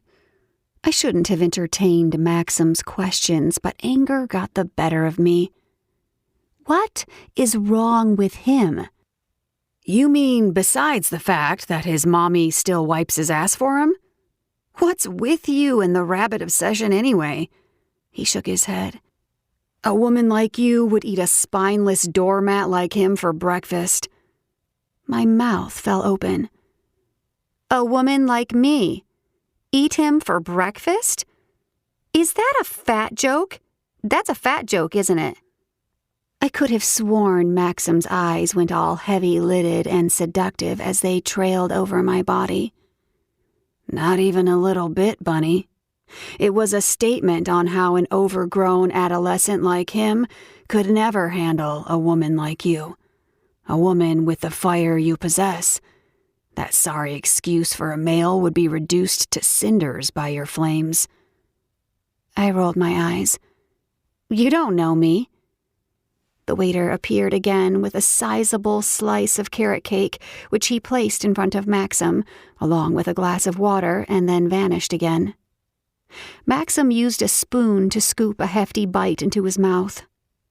His eyes closed, his jaw worked, and the growl that rumbled from his chest affected me way more than I cared to admit. Fuck! I never knew how much I liked carrot cake until you. I watched as he licked his lips and dove in for more. Only, instead of lifting the spoon to his own mouth, he moved it toward mine. My mouth opened instinctively, and he slid the spoon in. His eyes glowed as he watched me, the gray in his irises glowing like molten steel. I enjoyed cake as much as any woman, but being fed by Maxim turned the experience into something shamelessly provocative. Suddenly, everything felt electric in my mouth. Maxim growled again, louder, and the spoon bent in his grip. He leaned into me, his blood pumping so loudly that I could hear it. Go out with me, Bunny. I snapped back to reality just in time, before I did something stupid like accept his offer. I swallowed the cake and leaned back in my chair, putting a few more inches of much-needed distance between us. No thanks. Well, at least you were polite that time. We're getting closer. I scowled. You should leave. Why? Your skittish little date is long gone by now. His mommy took him home. He snorted and shook his head like he couldn't believe any of it. Yeah, thanks to you. Look, I don't need you showing up, running my prospects off. You and the rest of your polar buddies. It's hard enough to find rabbits around here as it is. Prospects. He was a prospect. Why the low standards? I don't have low standards. It just so happens there aren't many of us to choose from. Us. Who's us? Rabbit shifters. Yeah. See, why are you limiting yourself like that? None of your business. Come on, Bunny. Talk to your big bad polar bear. Tell me what's wrong. He smirked. Why are you so worried about me chasing all the scared little rabbits away? Fuming, I leaned into his space and poked him in the chest. Stop being such a dick about rabbits. He reached up and used his thumb to scratch his eyebrow, then twisted his mouth as though he was contemplating my request. No, probably not going to happen. It's just too tempting. He leaned forward and poked me back. Now, tell me why it's so important for you to find rabbits. Did one of them steal all the tricks? I glared at him. Oh my God, you really are a complete dick. So, they didn't steal the tricks? I'm looking for a mate, you asshole. I hissed it out with another jab of my finger to his chest. It's not easy to find a decent rabbit shifter who hasn't been scared away from the island by you commando wannabes. Good enough answer for you? He caught my hand and held it, his smirk gone. In its place was a dark scowl. Why does your mate have to be a rabbit? I jerked at my hand, but he was too strong. So I can have pure rabbit babies. Now let go of me. He let my hand go and watched as I stood up and pulled money out of my wallet. Still, he was silent, that jaw working. I threw down cash for the meal and shoved my wallet back into my purse. Glaring at him, I pushed my chair in and skirted around the table, farthest away from him. Keep your damn paws to yourself from now on, bear. Chapter 11. Maxim. A few days had passed since I'd crashed Parker's date, but she hadn't left my mind the entire time. Worse, she hadn't left my bear's mind. He was infatuated. Every second of every day, he urged me to find her, go to her. The whole thing was making me incredibly cranky. Work had been busier than usual, so I'd at least been able to pretend to have some self-control. I hadn't been able to look for her, and I hadn't embarrassed myself by admitting to any of the guys how much space in my head was dedicated to her. Every hour that passed, I wondered if she'd found another fuckhead rabbit to date like the one she'd been with at Tuna's seafood house. I couldn't help wondering why a woman like her would resort to dating a loser like that. Rabbit babies? There had to be more to it than that. The thought made me want to hunt down the little underachiever who'd been with her at dinner that night. Hunt him down, sink my teeth in him, and rip his loser throat out. It was late in the afternoon and I was slowly going insane. Work had slowed down and everyone else was checking out for the day. They were either rendezvousing with their mates or doing whatever Constantine did. I was proud of myself for staying away from Parker for a couple of days. It had been a struggle, but I'd managed it by keeping busy with work. In the quiet of the office that afternoon, though, I felt my resolve caving in. I had an irresistible urge to find her, even if it was just to see her lips twist in annoyance when she saw me coming her way. I went home and showered before dressing and getting ready. As I was styling my hair, I remembered Parker's barb about it and smiled to myself. Not sure where to go, I ended up heading to Mimi's cabana and settling in my booth. I hoped she'd show up there again, and I'd get a chance to talk to her. I didn't know where else to look for her. About 10 beers and 3 hours in, I started to feel like a complete pathetic moron. Not just for waiting around the bar on the off chance that she'd stop in, but for thinking that if she did stop in, I'd have the remotest chance with her. She'd made it crystal clear that she wanted nothing to do with me. She was a rabbit shifter who only wanted to meet another rabbit shifter to have rabbit babies with. Her intentions were clear, and they excluded me. I was man enough to admit that I wasn't used to being rejected, and it wounded my ego a bit. When she was with me and I could see the heat in her eyes, I didn't mind her words of rejection or insults or whatever she dished out. But not seeing her at all, that was hard, and it was leaving me with an empty feeling that was fast growing as I sat there pounding beers. God, I was pathetic. Why was I sitting there crying in my beer over a woman who had told me over and over she didn't want me? Plus, there was the whole issue of her wanting children. The last thing on my agenda was being someone's baby daddy. Hell, I had yet to graduate from wham bam thank you ma'am. One and dones were way more my style. Hell, I'd never woken up next to a woman or wanted to. I didn't do relationships. And I sure as hell didn't do children.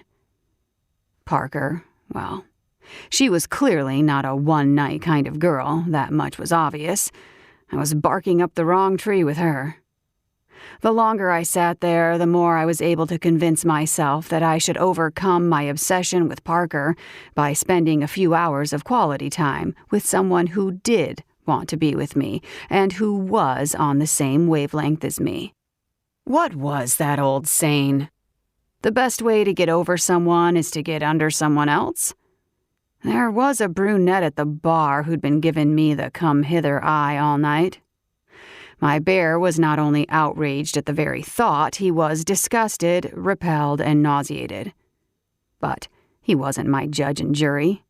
It wasn't often that I went against what he wanted, but he was just a polar bear after all.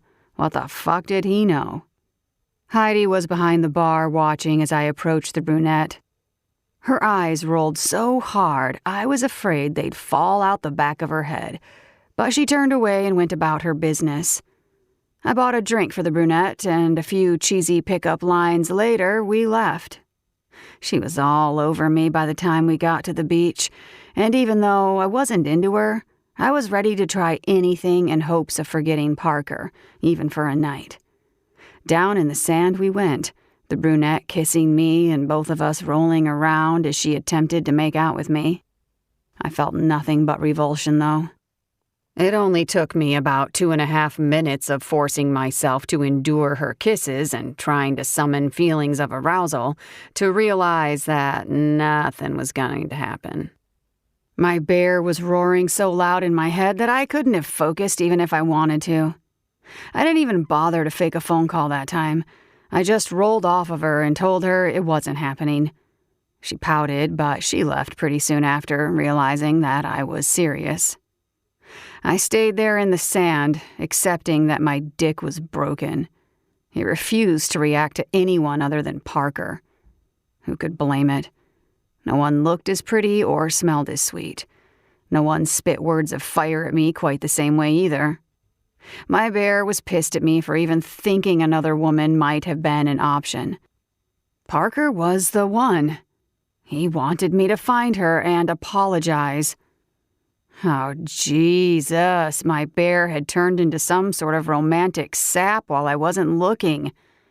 My bear, hell, I was becoming the same sap. I knew what was happening. I knew exactly what all this meant. Parker was my mate. And just like with the other guys, the mate bug was about to sink its teeth into my ass, bite down hard, and turn me into a mushy, cuddly teddy bear. I groaned and flung my arm over my eyes, needing to just hide away on the beach for a little while longer. I wasn't ready for all that mate shit. I'd seen the guys become ultra-possessive and pissy. Grown-ass men, all needy and helpless without their women. I wasn't ready for that. I knew it didn't matter what I was or wasn't ready for. Ready or not, I was about to become Parker's bitch. Chapter 12. Parker. As part of my foray into the social scene on the island, I'd been heading to Mimi's when I saw Maxim step out of the place with a sleazy brunette on his arm. She clung to him like saran wrap as they headed toward the beach. I shouldn't have cared. I should have been grateful he was with someone so he would leave me alone. I should have just gone on into Mimi's and minded my own business. I damn sure shouldn't have stood outside the bar long enough to hear the sleazy chick's heated moan coming from that direction a minute or so later. My plans to hang out at the bar were completely ruined. I was overcome with anger, so much so that all I could do was march myself home and crawl into bed. My rabbit was crushed. She'd had some stupid fantasy about Maxim, but clearly she was played for a fool. Maxim was a player. He was an arrogant, cocky philanderer, and I wanted nothing to do with him, no matter what my sad little rabbit said. I hadn't seen him for 2 days anyway. Maybe he'd done what I'd told him to do and forgotten about me. It was for the best. After the stunt he pulled with my last date, I didn't need him around. I slept like absolute crap that night, and the next morning I was basically a zombie as I got dressed and headed to Latte Love to fuel up on caffeine. I ordered a giant mug of black coffee and sat behind a palm leaf while I drank it in peace. Hidden away there, I dragged a book out of my purse and tried to get in a little reading before going to work. It was a romance novel, though, and as I read, I kept thinking of Maxim. Grunting, I slammed the book closed and drained the rest of my coffee. I couldn't even enjoy my morning without it being ruined by him. "There's a lot of grunting and swearing coming from over here in this corner, Parker. You okay?" Paige stuck her head over my leaf and raised her eyebrows. "I've got customers concerned that you're losing it. They're not too far off." "What's going on, babe?" I frowned at my book and shook my head. "Romance novels are such utter crap. These men are so chivalrous and honorable." She settled into the chair across from me. "And that's not been your experience." "Hell no," I laughed. "Not even close." "Yeah, I don't know many women who found the perfect man," she grinned. "When they do, he's usually gay." "Honestly, even a man who was halfway decent would be a rare find." I shoved the offending book back in my purse and stood up. "I've got to get to work. It's time to spread this sunny disposition to the lucky guests at Rise and Shine." Paige hurried over to the counter and grabbed a basket of goodies. "Take this with you, will ya? Penny beat me at gin rummy last night, and this is what I owe her."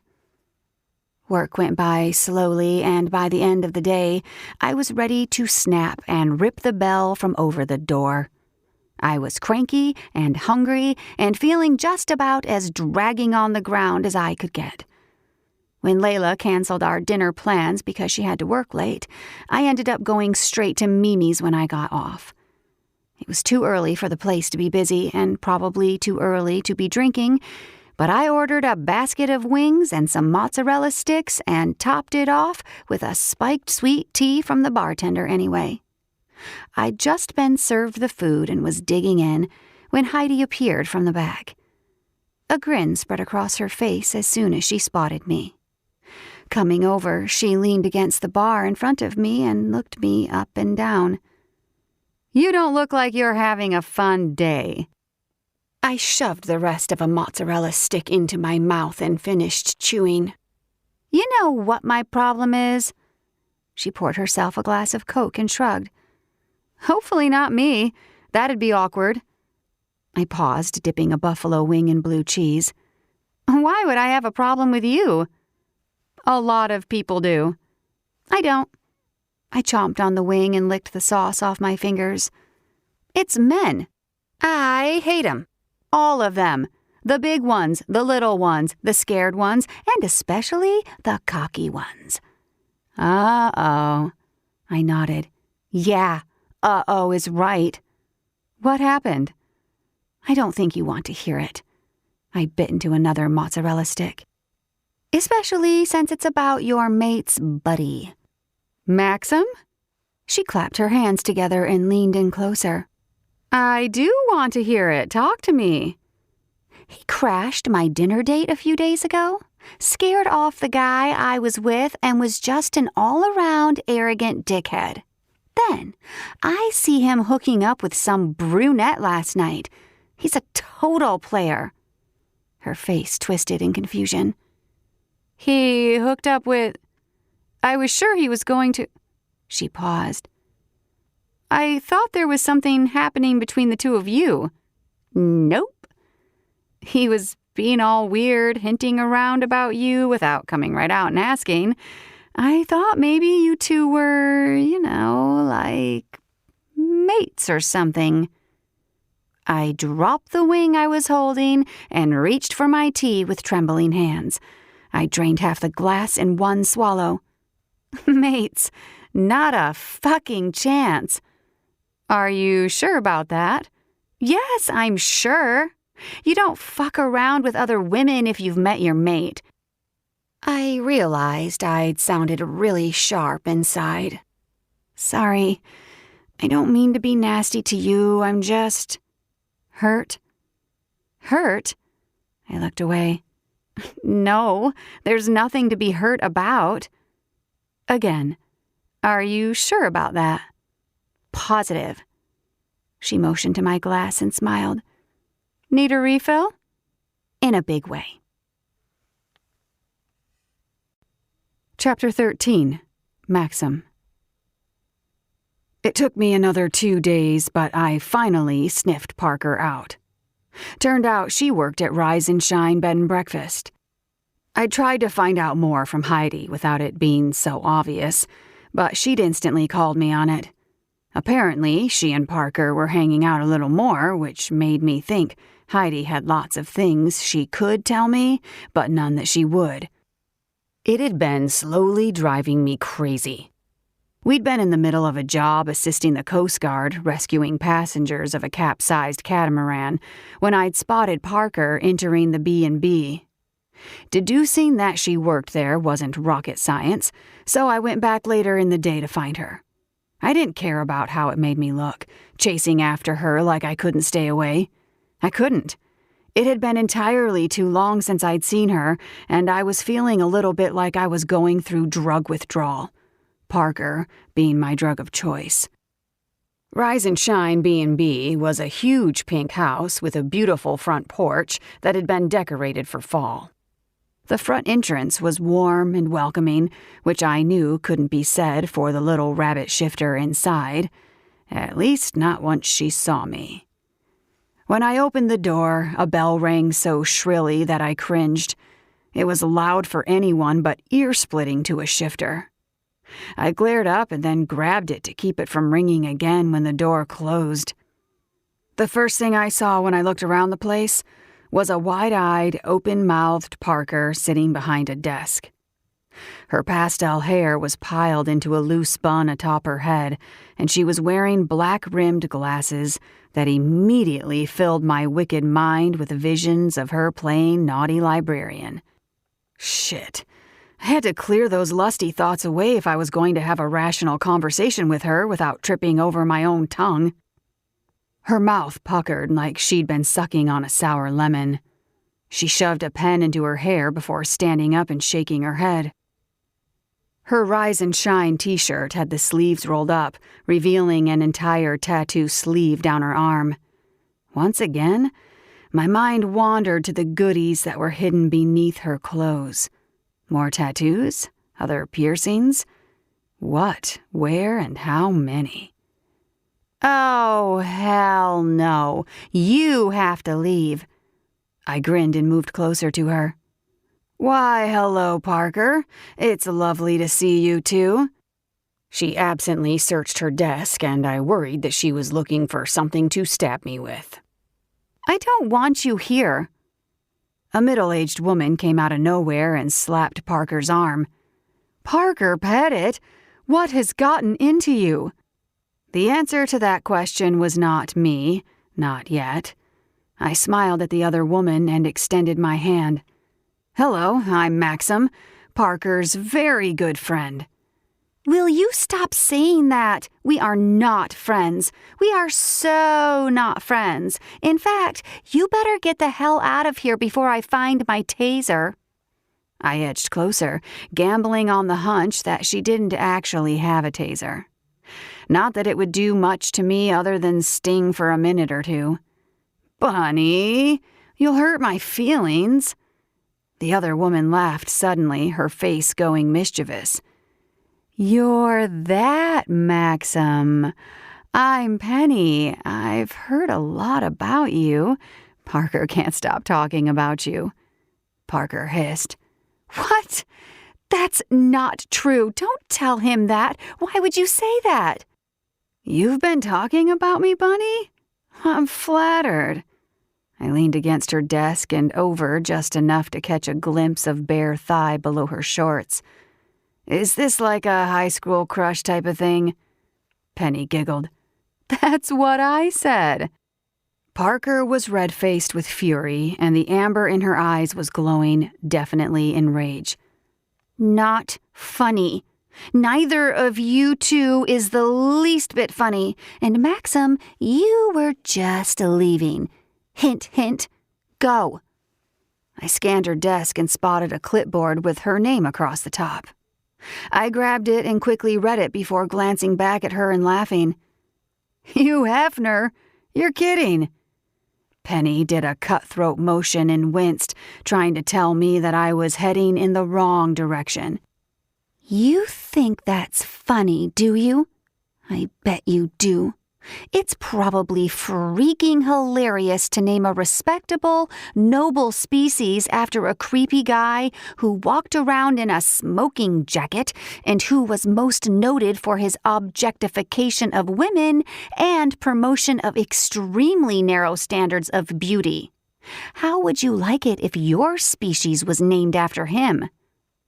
I studied the drapes for a second while I pondered her question. I didn't see a problem.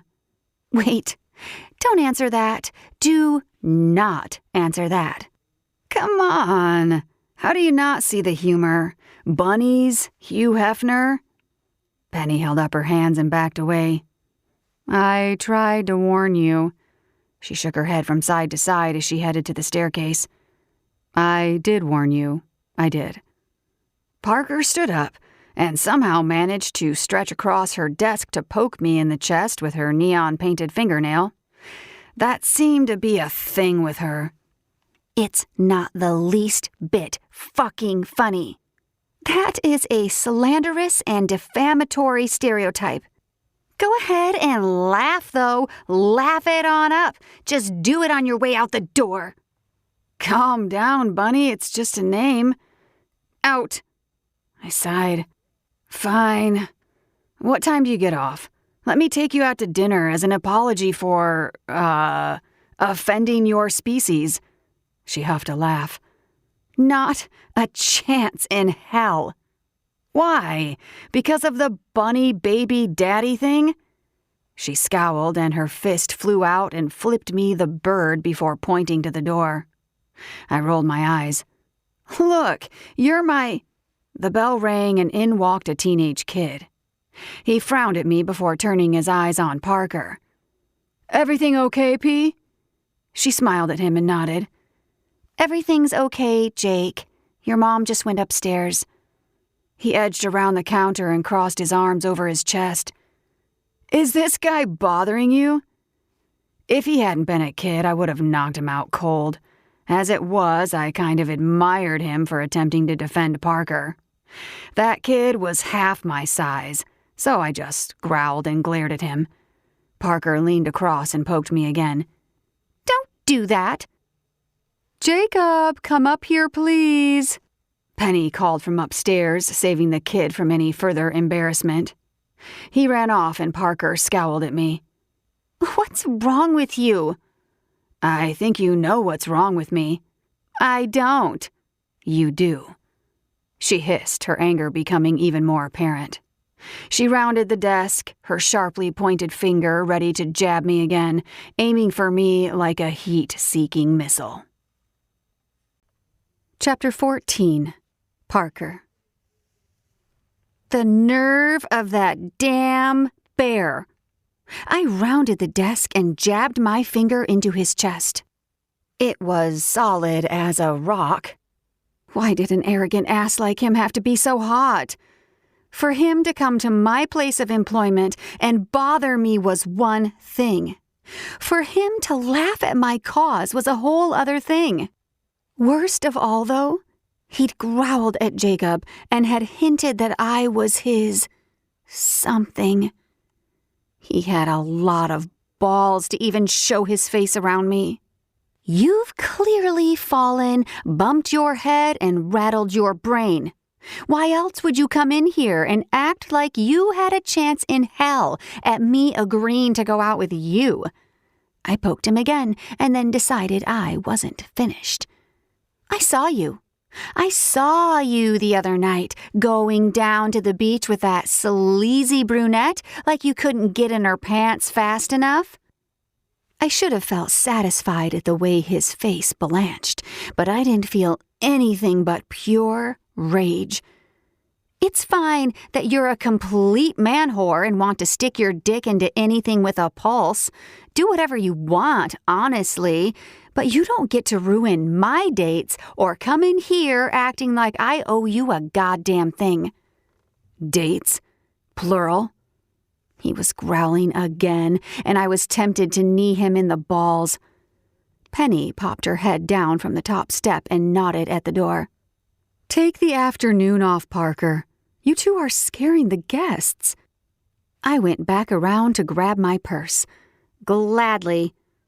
You've had more than one date then? I stomped out of the front door and headed down Main Street toward home.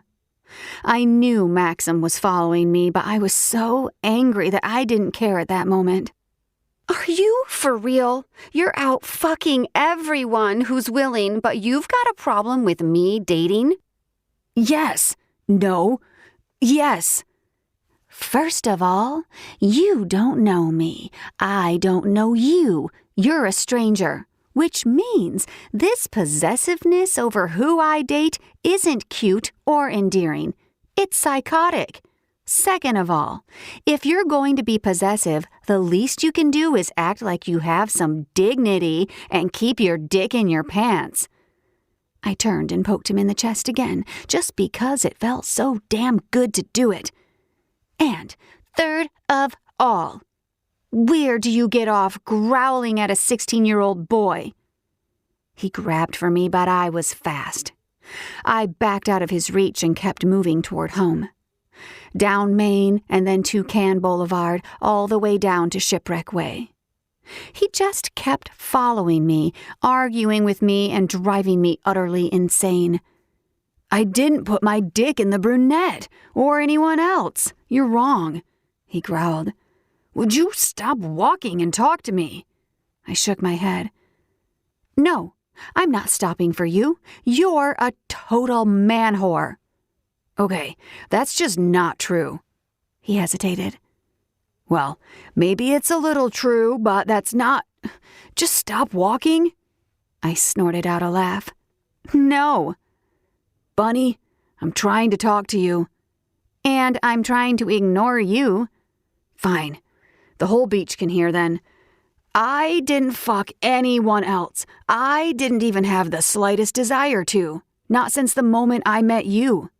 The only reason I was with her was to see if I could conjure up any feelings for anyone else. But I couldn't. I didn't. I haven't been able to get you off my mind since I met you. No other woman compares. He nearly ran me over when I stopped short and glared at him. I wanted to be absolutely sure about you and me, and I am. His words got through to me. They sliced right through my anger and terrified the hell out of me. I knew what he was getting at. I could read between the lines. I just didn't want to accept it. I wouldn't accept it. No way. I was meant to have a rabbit mate and pure rabbit babies to keep the bloodline pure and strong. Are we talking now? I jerked back into gear and swore as I nearly stumbled up my front steps. No, we are not. I'm not interested. I'm looking for a nice rabbit shifter who hasn't slept with every woman on the island. Someone loyal and decent. He stomped up behind me. You and this rabbit bullshit. I yanked my front door open and stormed inside. Bullshit? It's not bullshit, it's who I am. Why is this door not locked? Are you trying to get yourself killed? Have you ever heard of basic safety? He followed me into the kitchen and cornered me against the fridge. Why are you obsessed with a rabbit mate? Because, you overgrown bully, that's what I want. I ducked under his arm and turned, scowling up at him. And it's none of your business. It is my business. He turned and braced himself on the counter, an arm on either side of me, cornering me again. With his face right up against mine, he growled low in his throat. And you know very well it's my business. I know you do. I don't know what you're talking about. Yes, you do. Look. My mate is out there somewhere, and he's a nice rabbit shifter with manners and a healthy respect for personal space. I bared my teeth at him and was rewarded with him pressing his lower body into mine. Your mate is never going to be a rabbit shifter. He lowered his face and stared me in the eyes. We both know that, Bunny. I pushed feebly at his chest. Wrong. He grabbed the back of my head with one strong hand and gripped my hair. Using it to hold me still, his lips crashed over mine. Momentarily shocked by the vehemence of his kiss, I pushed at him and twisted my hips to get away, but my struggle ended in just a few seconds. My body reacted to Maxim like candle to a flame.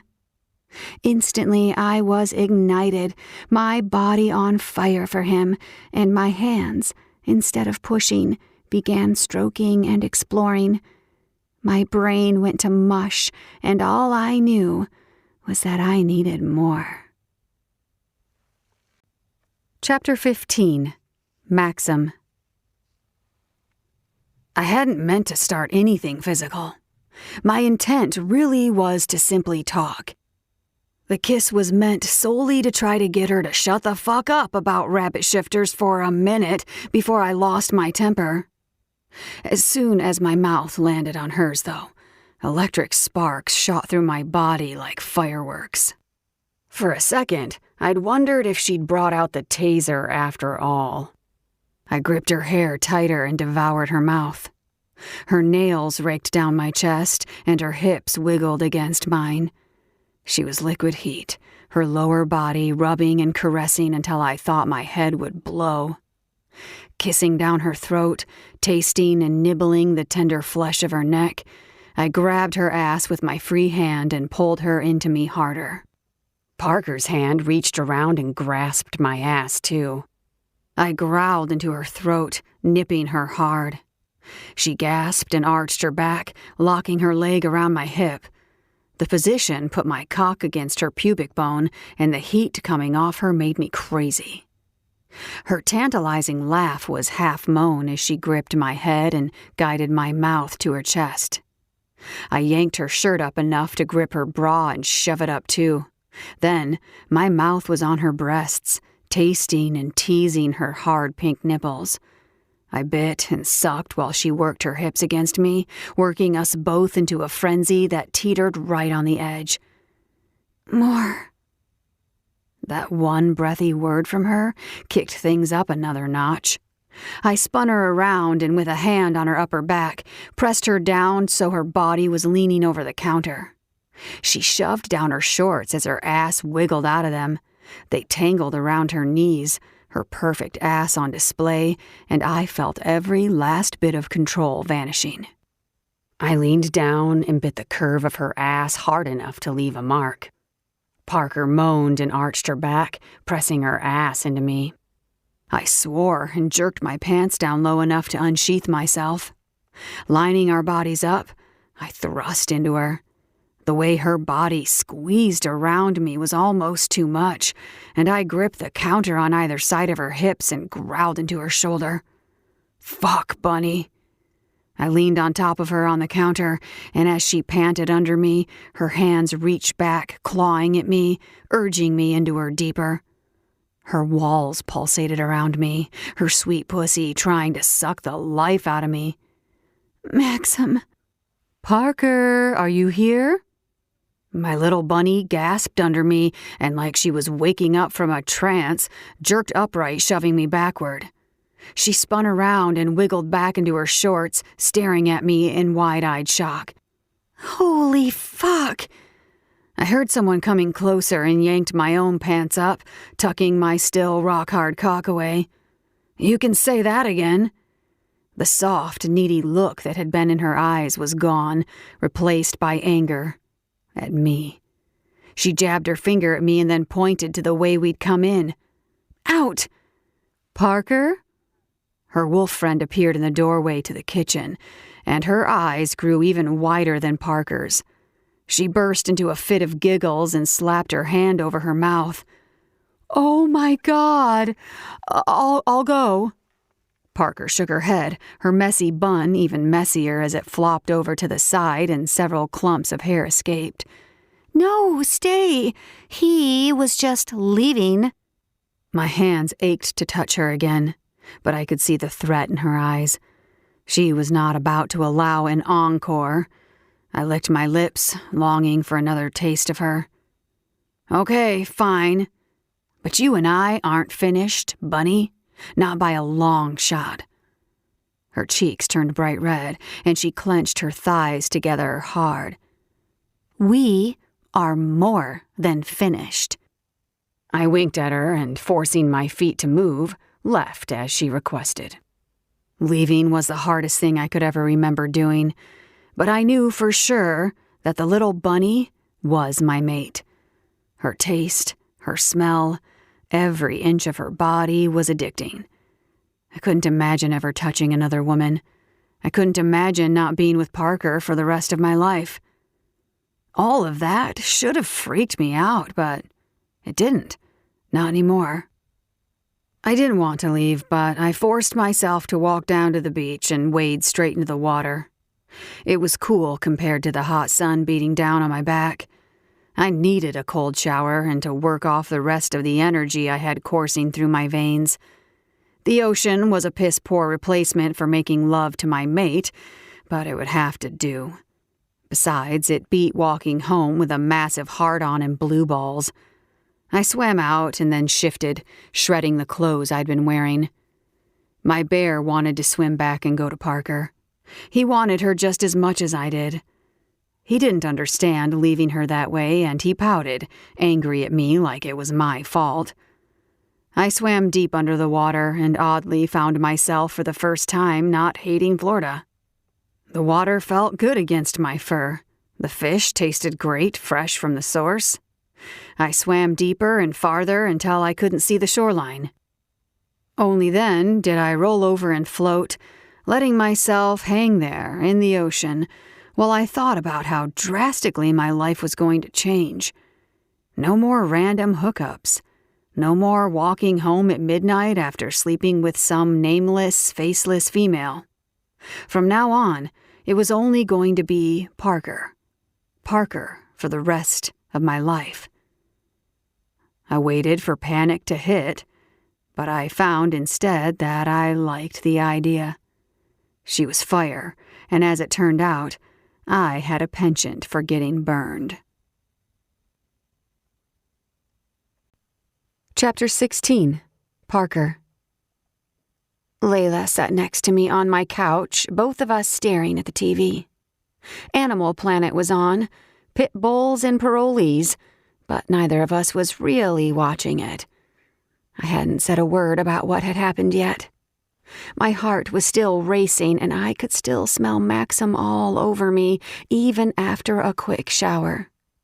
My lips still tingled from his kiss, as did other places, and my libido was still worked up, craving more.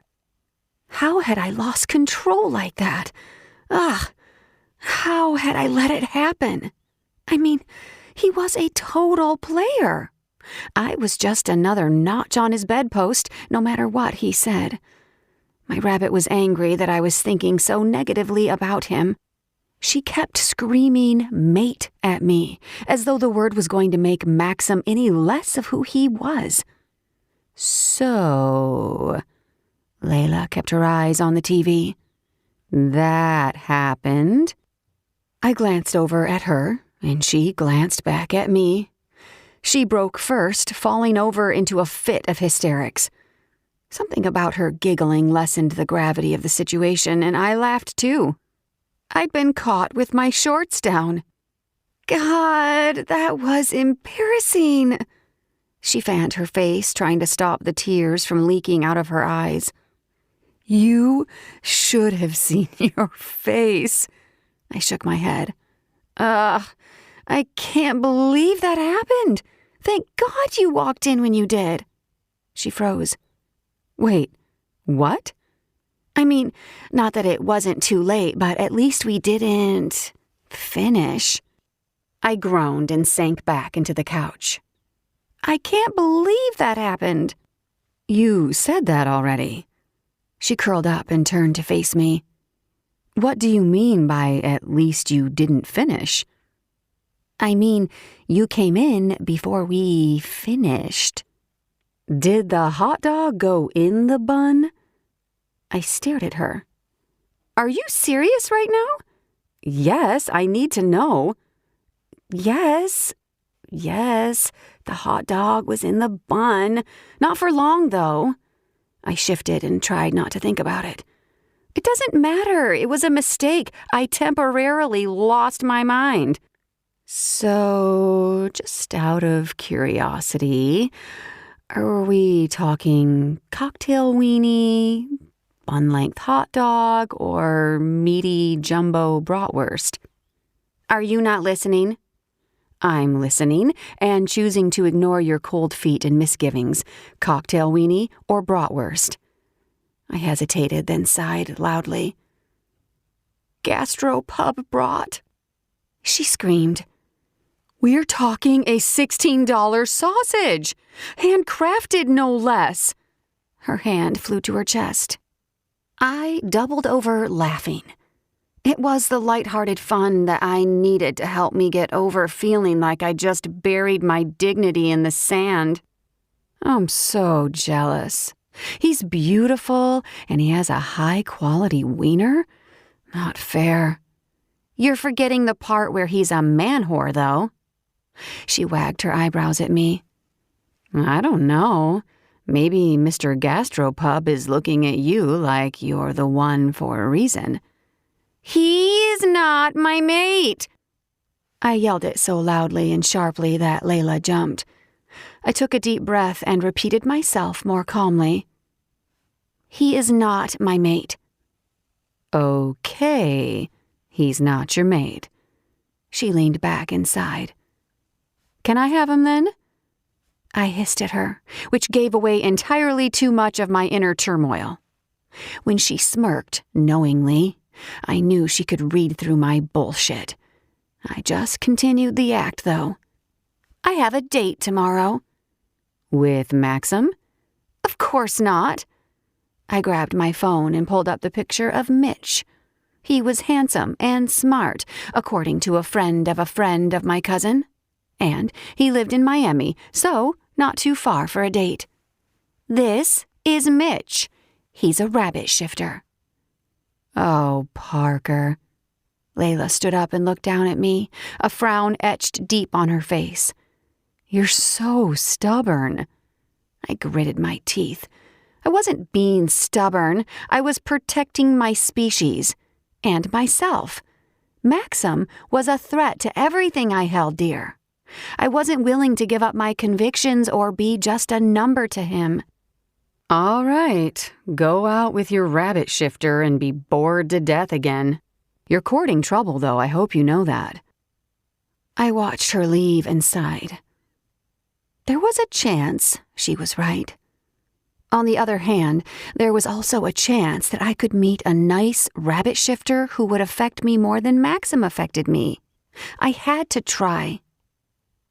I didn't sleep well that night. Normally, I would have shifted and let my animal take over and roam the island for a few hours to tire myself out. But it was my rabbit that had me tossing and turning as she kept bugging me to let her get to Maxim. No matter how much I tried to quiet her, she was too busy yearning for the man she kept trying to convince me was our mate. I was too afraid to shift for fear of what she'd do. The next day at work was rough. I'd never been so sleep-deprived before in my life. By the time the end of the workday rolled around, I was ready to go home, climb into bed and pass out, but I couldn't. I had a date with Mitch. Safe, well-mannered Mitch, who worked as a branch manager for First Federal Bank. I went overboard primping to make myself feel better about the evening. Hair spiral curled, the latest trend in autumn makeup, according to the YouTube tutorial, low-cut dress with a back cutout, heels up to my ass. I was dressed to impress or fall on my face. I'd suggested we meet at Tuna's Seafood House, despite the last disastrophe that I'd weathered there. When I arrived, I found Mitch already waiting for me. He was early, dressed to the nines, and had adorable dark curly hair that lent his looks a boyish charm. Still, when he looked at me, there was zero spark. Zero. None of the heat I felt when Maxim was anywhere within 50 yards of me, and none of the passion. My sour mood turned even worse as I sat across from a perfectly respectable option for a mate and had to stifle a yawn. Mitch was sweet and kind. He complimented me and made sure to point out how nice I looked. He kept his eyes above my cleavage and held so much eye contact I started to get itchy. It wasn't fair that my reaction was so insipid. He'd driven his own car, respected his parents, paid his own bills, and was charming. He would have made a perfect mate, and our kids would have been adorably cute.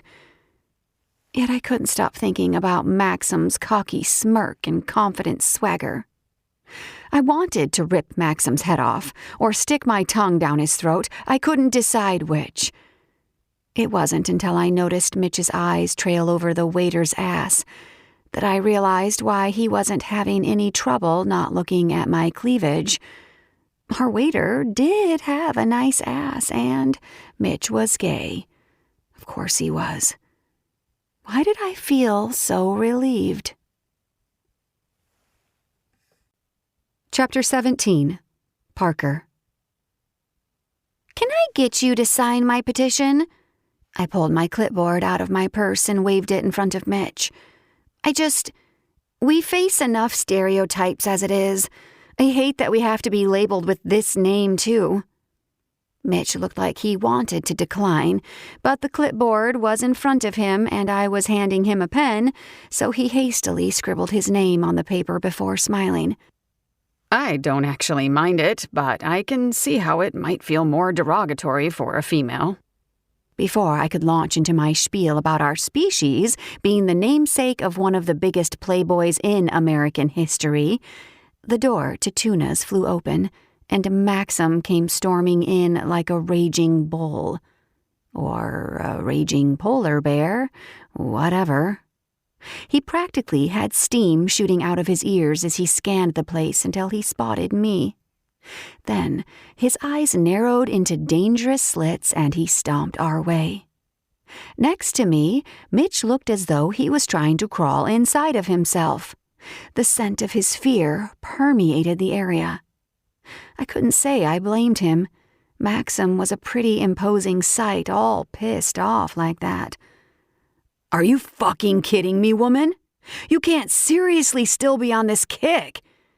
Maxim didn't stop until he was standing over our table, his fists balled at his sides. He glared at Mitch.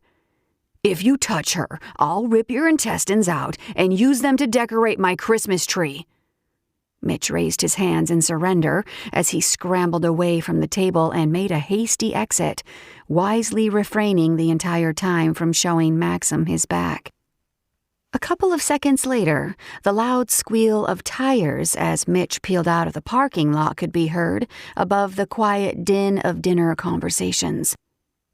I chewed on my bottom lip in an attempt to fight the urge to lay into Maxim in front of all the other diners. Over and over, I tried to convince myself not to make a scene, but myself just wasn't listening. I was going to make a scene. I stood up from my chair and glowered at Maxim. In my heels, I was almost eye to chin with him, and those few inches gave me a little extra confidence. "What the actual fuck is wrong with you? How could you think it's okay to burst in here like a maniac and scare away my date? We're not cave people. We don't beat our chests and throw people over our shoulders to claim them, asshole." He leaned into me. "No, we sink our teeth in them to claim them. I'm pretty sure you're still wearing a temporary mark on that gorgeous ass of yours right now. You're mine, Parker. What more do you need to understand that?" I jabbed my finger into his chest. "Don't talk about my ass in public." "Don't try to make babies with strange men in public." I let out a frustrated squeal and stomped my foot. "You're a complete barbarian." "And you're a stubborn brat." I felt steam building in my head and felt like I was going to explode. I am not yours. I am never going to be yours. Get that through your thick Neanderthal skull. Excuse me, ma'am, sir. I'm going to have to ask you to please sit down and lower your voices. The waiter looked like he was going to pee himself as both Maxim and I swung our angry glares around to him. I grabbed my purse and rooted around for my wallet, a déjà vu of my last disastrous date. You can't just ruin every date I have, and stop saying I'm yours. You and I are not together. The fuck we're not. I don't know what you think you're doing, but you and I both know that we're mates. We're nothing. We're not anything. Yesterday was a mistake. I shouldn't have let that happen. You really think that meek little shit that ran out of here, like the place was on fire, is your mate? You think he can handle a woman like you, Parker? You think he's going to satisfy you the way I will? Did you forget that I can hear how hard your heart races for me? Did you forget that I can smell your arousal, bunny? I know what you're feeling right now, and those feelings have nothing to do with the rabbit turd that just ran out of here. What I'm feeling right now is complete and total fury. I threw money on the table and glared at him. And you're right. That has nothing to do with Mitch. It's all for you. Don't say his name. Mitch. What are you going to do about it? I marched toward the exit but stopped and turned back on him. Mitch was sweet and kind. Mitch complimented me and was interested in me. Mitch would make a great mate. The waiter poked his nose in. Again, I need to ask you two to keep it down. And not that I want to get in the middle of this or anything, but your date, Mitch, slipped me his number. I threw my hands in the air and let out a frustrated scream before storming out of the restaurant. Maxim was right behind me, his angry growl making me weak in the knees. Bunny, you're making me fucking nuts. Stop trying to mate other men. I ignored him and kept walking. I was so angry and embarrassed that I couldn't even process everything I was feeling. Fuck, Bunny. I know you feel the chemistry between us. He caught my arm and pulled me to a stop. What happened yesterday? That intensity, that connection. It's a once-in-a-lifetime thing. We've got something special, you and me. I shook my head. No, I refuse to believe you're my mate. You're about as likely to stay committed to me as a cab in rush hour. That isn't true. I couldn't touch another woman if I wanted to, and even if I could, I wouldn't. I don't want to. He shook his head. What's wrong with you? Why are you acting like this? I jerked away from him. You did touch another woman. I saw you. I heard you. Did you forget that? God, you're so full of it. You're why I'm like this. Men like you. Come on, Bunny. Don't call me that. This time, when I walked away, he let me. I drove back to my house and made a beeline straight to my liquor cabinet. My hands were shaking and I felt nauseous. I needed a drink of something, anything. I didn't know what I was doing anymore, but the feeling of dread was growing. I didn't know what it was from.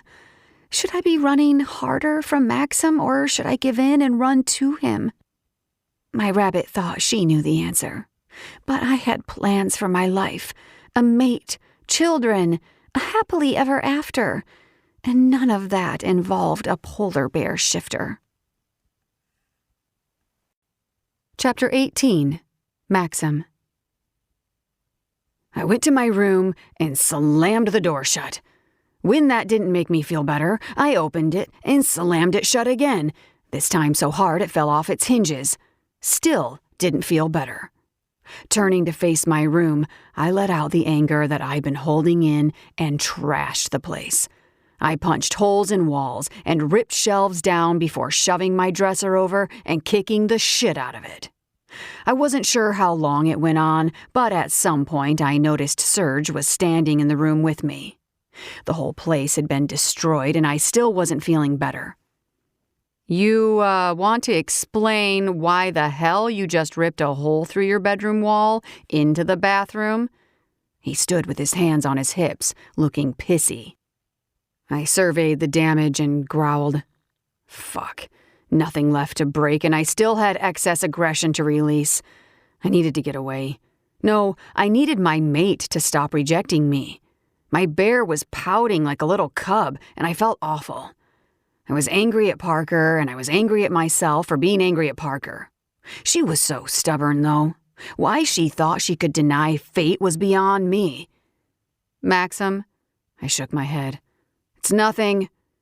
Serge rested his hand on my shoulder and sighed. Talk, bro. What's this about? I glanced back to see Roman, Dmitri, and Alexei standing outside of my door, concern on their faces. I envied every single one of them. Serge, too. They were all basking in the disgustingly syrupy sentimentality of newly mated men. You could just look at any one of them and practically see little red hearts flooding their eyes like in the cartoons.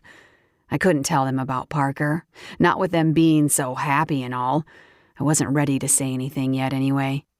What the fuck are we doing here? Why are we sitting on this island, squandering our talents, not to mention wasting the extensive and rigorous training we've received? Fuck! We're doing bullshit that anyone who has gone through a 2-week security guard course is qualified to perform. What's next? Directing traffic and issuing parking tickets? This place is turning us all into pussies. Alexei rolled his eyes and walked away. Serge groaned and moved toward the door. You need to get over yourself. We're here now, and the work that we're doing, although it may not exactly be adrenaline pumping enough for a thrill seeker such as yourself, is still valid and important. Don't you guys even care that we're stuck in the armpit of one of the hottest climates on the planet? Roman shrugged. Well, some of us have come to the conclusion that fate guided us here. Me, Dmitri, Alexei, we've all found our mates here. Trust me, man, a little heat is a small price to pay for that. Oh, so, since fate gave you 3-year mates, your advice for me is to shut the fuck up, keep doing jobs that a 12-year-old girl can do, and drown in my own ball sweat? That's it, huh? I'm just supposed to be the sacrificial lamb so the rest of you can live a life of happily mated bliss. Serge pressed a hand to Roman's chest to keep him at bay. What's going on with you, Max? You're usually not this much of an asshole. Maybe this is who I really am, an arrogant asshole and a man whore. I shoved past them and took the stairs down 3 at a time. I'm getting the fuck out of here. Heidi was standing in the kitchen with Alexei, her eyebrows drawn together. What happened, Maxim? I just kept moving without replying. I felt like I was about to explode, and the best thing was to get far away from all of them. I stormed out and stomped down the beach, sand flying as I trudged angrily away from all the mated fucking mates and their mated fucking mates. When I realized I had marched my seething self in the direction of Parker's house, and was, in fact, only several yards away from her front door, I knew it was a bad idea to confront her in the state I was in, but I couldn't stop myself. Climbing the stairs to her porch, I stood outside and pounded on the door. Bunny! A couple of seconds later, I heard a rustle coming from within. Go away, Maxim! I'm not leaving. I am tired of this shit. Just admit that I'm right and open the door. Go home. I'm not doing this. She sounded sad. I smacked the door with my palms. Let me in. I'm not playing games with you anymore. You know nothing about me, Maxim. I know that you're my mate. What else do I need to know? You seem to think that you can tell me what's what, and I'll just cower submissively and expose my neck. If you actually knew me, you'd know that I don't respond well to orders or threats. I'm going to bed. You can stay here and knock all you want, but I'm not opening the door to you. Not now, not ever. Fuck. How can you say that? I can say it because it's the truth. You're not interested in me, not really. You don't know my likes, dislikes, the things I care about. Do you even have the slightest bit of interest in knowing any of that? I leaned my forehead against the door. Just open up and talk to me face to face, Parker. I don't want to have this conversation by shouting back and forth through a closed door. Good night, Maxim. I heard her muffled footsteps as she walked away. I smacked the door a few more times. This isn't right. This isn't how mates are supposed to treat each other. But she'd already closed herself in her bedroom and was probably tucking herself under the covers. Meanwhile, I felt like I'd been gone over with a baseball bat. I sank onto her front steps and sat there with my head in my hands for what felt like hours. I couldn't believe where I was, the situation I was in. I'd never given much thought to finding a true mate, but I certainly never would have guessed that having one would leave me feeling so awful. Chapter 19. Parker. What's going on, Parker? Penny waved a cinnamon roll in front of my face and snapped her fingers. Earth to Parker. I looked up at her and frowned. Why are you waving that around in front of my face? What am I, a dog at the racetrack? Well, you're just sitting here, staring into space. I was starting to worry that you'd been body snatched, but I can see you're still your normal, snarky self. Nothing to worry about. I'm fine. She took a big bite out of the cinnamon roll, just staring at me while she chewed. Uh-huh. I'm fine, Penny. I brought my coffee mug to my lips and took a big gulp, only to find it was ice cold. When I realized it had to be at least 24 hours old, I spit it back into the mug and gagged. Had I forgotten to get coffee before work today? Yeah. You don't act fine. What's going on? Talk to me. I shook my head and leaned back in my seat. Nothing's going on. Nothing at all. Penny stared intently through narrowed eyes with her mouth drawn tight. Knowing Penny as well as I knew Penny, it was pretty obvious she wasn't going to walk away without an answer. I waited for a few seconds and then groaned. Fine. I'm not feeling my best. I didn't sleep well last night. She nodded. Why not? Truth be told, I hadn't slept well since meeting Maxim. Last night had just been the icing on the insomnia cake.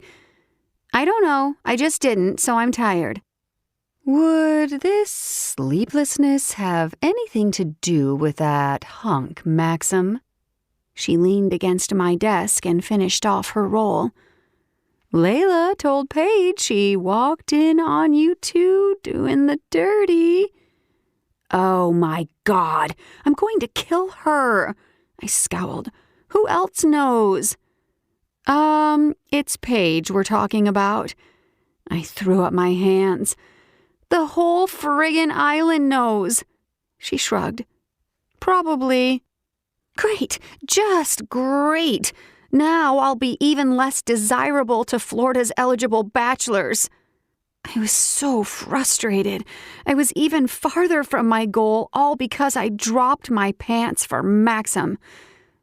The worst part was, I missed him, and I hated that I missed him. Parker, come on. You're talking crazy. Are you sure you feel up to being here today? If you need some time, Marvin and I can hold down the fort for the day. I shook my head. I don't want to go home. It was true. I didn't want to go home, but I didn't want to be at work either. I was ready to crawl right out of my skin from the restlessness and frustration. I still wanted Maxim, even though I didn't want to want him. My body was in pain from the cravings. We weren't compatible, though. The man didn't give a single fuck about me, about the fact that my species was endangered, or about my mission to have our name changed to something more respectable. So, my resolve had wavered slightly in my kitchen. I'd let my body and my rabbit win out over my rational mind. It wouldn't happen again. I wasn't about to give up something that mattered to me for a guy who didn't care about me as a person, or a rabbit, even if he was my mate. Not that I was admitting that he was my mate or anything. My rabbit thought so, but not me. I refused to be bullied by fate into having to accept a man who was clearly not right for me, nor would I turn my back on everything I believed in. I would choose my own mate, not have one chosen for me. At the end of the day, even if Maxim changed his playboy ways, even if he wasn't actually a callous, pompous jerk, he wasn't a rabbit. I had a goal. I was going to demand respect for my species and bring them back from the edge of extinction. That had been my dream for so long.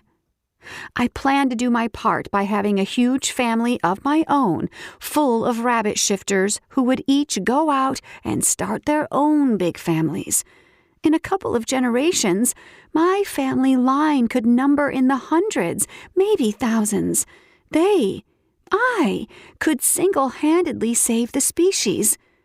It mattered to me, and if Maxim was truly my mate, it would matter to him too.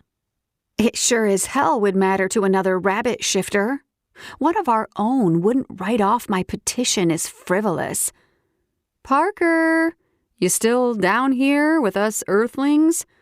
Snapping back into reality, I nodded. I think I will take the day off. Penny gave me a quick hug. "Go, get some rest and call me if you need anything." I grabbed my purse before she could change her mind. The B&B was always full, and there were plenty of chores to go around. And while Marvin tried his best, he wasn't as quick or as efficient anymore as he once was. Once I got home, I pulled out my list of eligible rabbit males. The most productive thing I could do with my day off was to find myself a rabbit mate who would make me forget all about smug, pretentious polar bears. Yeah, I didn't want to think about polar bears anymore, ever. Sitting at my kitchen table, I ran down the list to determine who would be the best candidate to meet up with next. There had to be someone that was perfect, or if not perfect, at least passable, at least better than a polar bear. Chapter 20. Maxim. "We found out why you've been such a fucking asshat lately. Heidi spilled about your crush." Alexei laughed. "We heard you two got caught going at it like..." He cleared his throat. "Rabbits." The guys laughed like that was fucking funny or something, and I felt myself tense. "Fuck off, all of you." Serge slapped me on the back. "Is she your mate?" I growled. "We're not talking about this." Roman grinned. "So, the rumor's true. Hey, as long as you're hoppy." I stood up and glared at him. "Fuck you." "You sound fed up with the whole thing," Alexei chuckled. "Must be a bad hair day." Dmitri was even getting in on the teasing. Serge was the person standing closest to me, and he suffered for it. I swung a punch and hit him in the gut before grabbing Alexei around the neck and throwing him across the office. A desk collapsed in a flurry of papers. A file cabinet toppled. Someone tackled me, and I went down fighting. Someone slugged me across the nose, and blood splattered. I managed to drag Roman under me and got him good across the chin before Serge grabbed me in a chokehold and dragged me out of the fray. Panting and still seeing red, I wanted to hurt them all. I wanted to lash out and hurt each one of them as badly as I was aching inside. Serge shook his head. "Why you assholes always go after me, I'll never know. Get out. Go find your mate and make it right." You're going to be hell to deal with until you do. She doesn't fucking want me. I ripped away from him and shoved him hard enough to make him stumble into the wall behind him. She doesn't want me. The guys blinked up in silence from the floor. Then Constantine crawled up and plopped himself in a chair. Dmitri sat up but remained on the floor. Alexei rolled over, rested his elbow on the ground, and propped his head on his fist. Roman remained on his back, staring up at the ceiling, and shook his head, smiling. Brother, they always do that. It's just part of the process. I agree. I think it's just the way it works. Alexei shrugged. You need to go out there and win her over. I backed away, holding up my hands. She won't even let me. She doesn't want a polar bear. She's determined to have a rabbit shifter mate. What? You're at the top of the goddamn food chain, Serge scoffed. All right, I guess it's up to you to show her that fate paired the two of you for a reason. Quit picking fights with these goddamn dickheads and go work on convincing your mate that you're the right man, shifter, and species for her. Go. I ground my teeth. Serge had a point. I couldn't give up on her. We belonged together. And I was a better match for her than any rabbit shifter she could find. She had to see that. I left the office and headed straight to the bed and breakfast, but when I entered, Parker wasn't at her desk. Penny emerged from a back room, and as soon as she spotted me, her eyes went wide and she rushed over. Oh my God, Maxim, are you okay? Where's Parker? She went home. What happened to you? Do you need a first aid kit? I didn't answer. I just turned and ducked back out, heading straight to Parker's. My heart was racing. My body was strung tightly. I was determined to do exactly what Serge said and convince Parker that she needed me. I got to her house and stomped up the steps. She must have heard me coming because by the time I reached the door, Parker was already opening it with an expression of shock. Okay, so she heard someone coming but clearly had not been expecting me. Before she could slam the thing in my face, I grabbed her and planted a kiss on her plump, pouty lips. Her mouth responded instantly. Her hands grabbed fistfuls of my shirt, and she let me walk her back into her house. Apparently, I'd caught her off guard, because it only took another second or two before she yanked out of my grip and turned her back to me. What are you doing? She flew to the other side of the room and ran her hands through her hair. You shouldn't be here. Stop, would you? Just stop this nonsense. We're mates. I know it, and you know it. We're meant for each other. There's no use fighting it. Stop the nonsense. I took a step closer to her and growled. No more of this looking for another mate bullshit. You won't find anyone else. Your options are me or me. She suddenly turned and looked as though she was about to lay into me, but she seemed to notice my appearance for the first time and paled. What happened to you? I waved it off.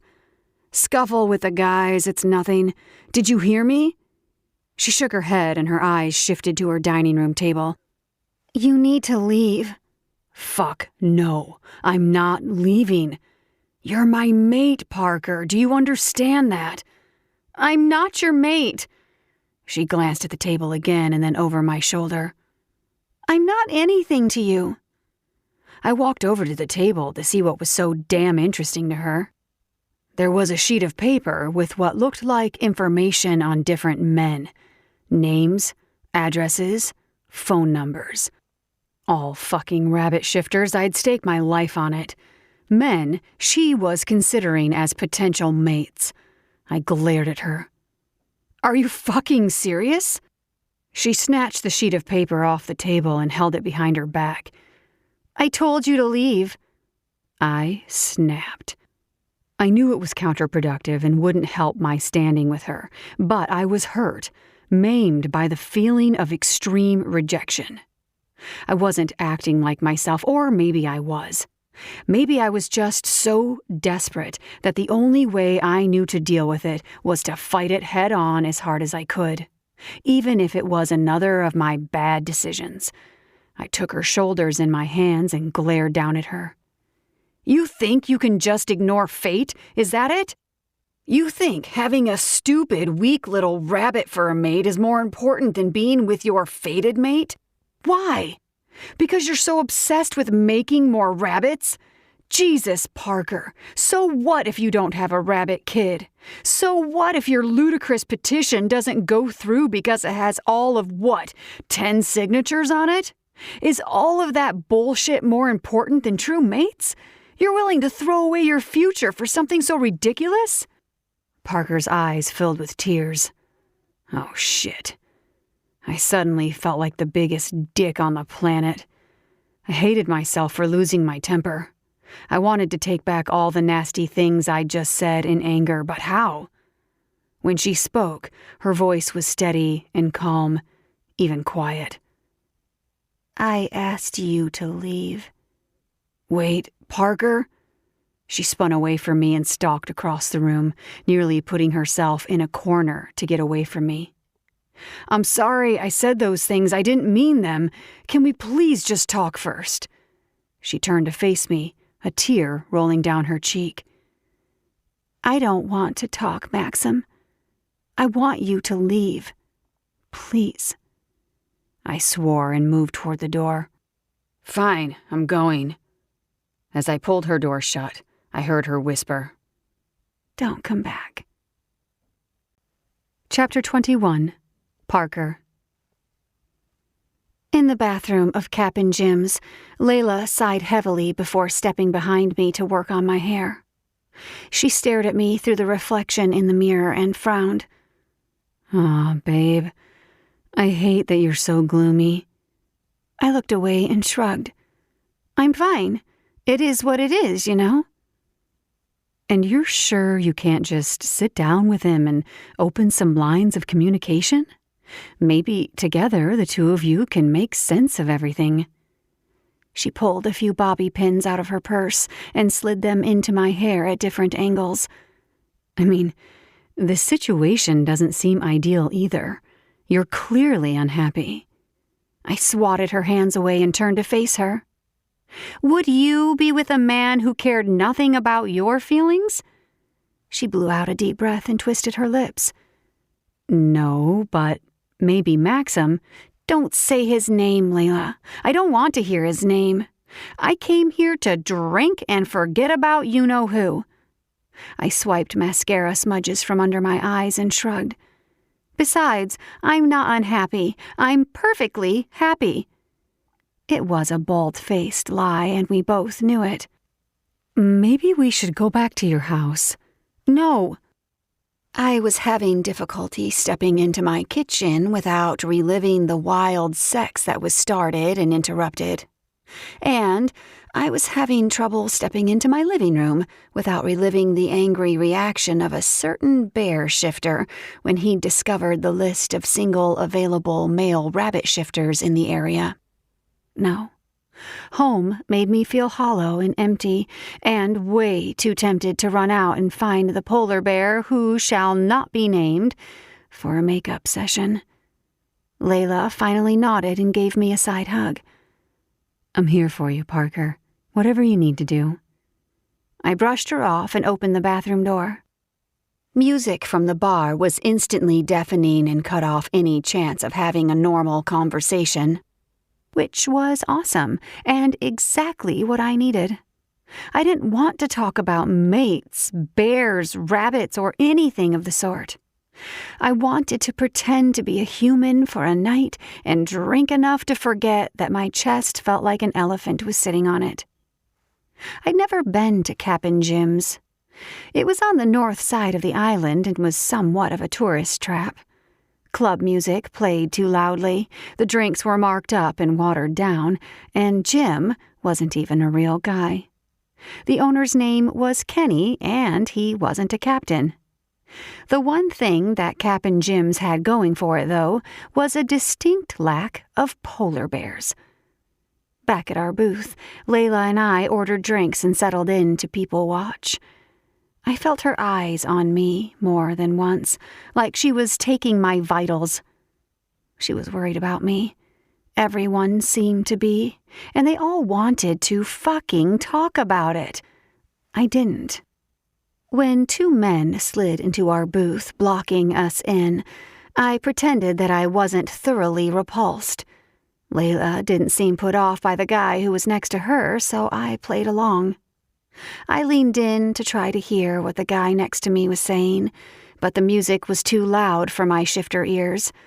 Between songs, I caught that his name was Nathan, and that he liked Bud better than any other beer.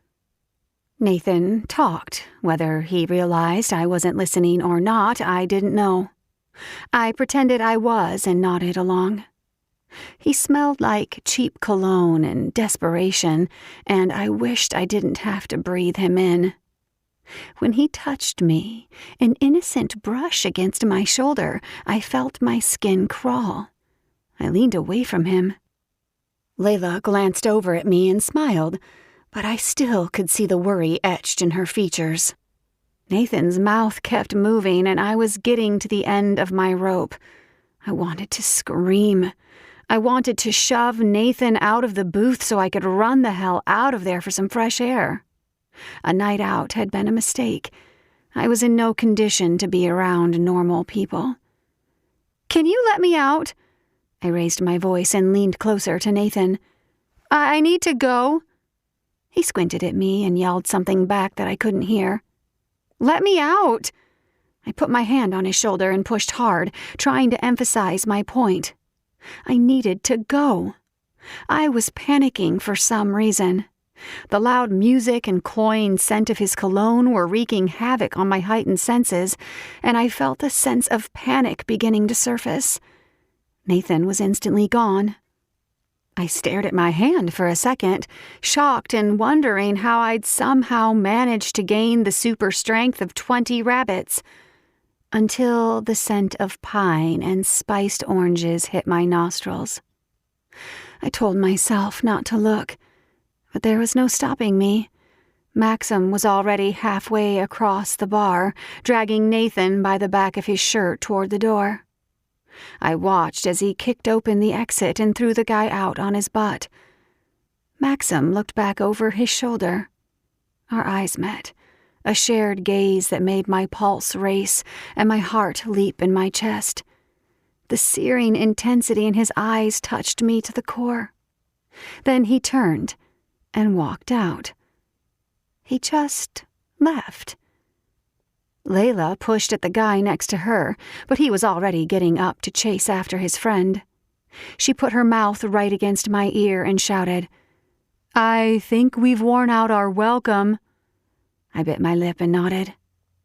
I felt as though I was crumbling. I was going to lose my composure, and I didn't want to do it in front of people.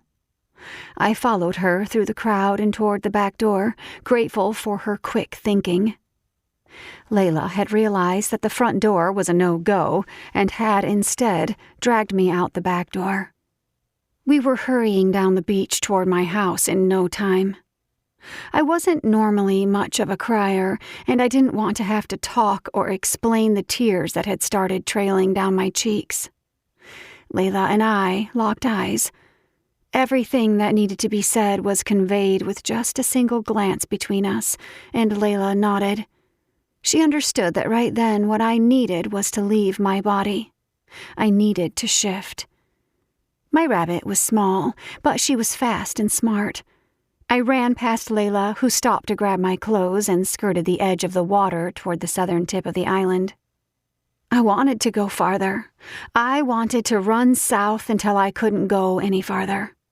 It was an attempt to escape the extreme and confusing emotions. I hesitated at the edge of the road. "Come on, Parker. Let's get you home. Stay shifted if it helps." Layla scooped me up and held me against her chest. "I'm going to take care of you tonight, okay?" As embarrassing as maybe it should have been, being picked up and carted around like a child, it was actually cathartic. I let her carry me back to my house, and then she sat down on the couch and stroked my fur while she spoke. "You know I love you. You're my best friend, and I'd do anything for you, babe. think you're making a mistake, though. I only know about mates from what you've told me and from what I've learned in the last year or so, but it's never sounded like something you can run from. I guess I had this idea in my head from what you've said that fate doesn't get it wrong. I still think that. I know that you know what you want, but maybe that's not what you need. Maybe, just maybe, this is hurting so much because you're fighting the best thing that's ever happened to you. Obviously, he's not perfect. He really seems to care about you, though, and that's a pretty good foundation to build on, isn't it? They say communication is key to a healthy relationship. Maybe that's what you need, the two of you. I mean, you could talk to him and explain what's important to you and why. Make him see. If he's truly your mate, I think he'll listen and care about what's important to you. You could at least give the guy a chance. I buried my head in her stomach and tried to block out what she was saying.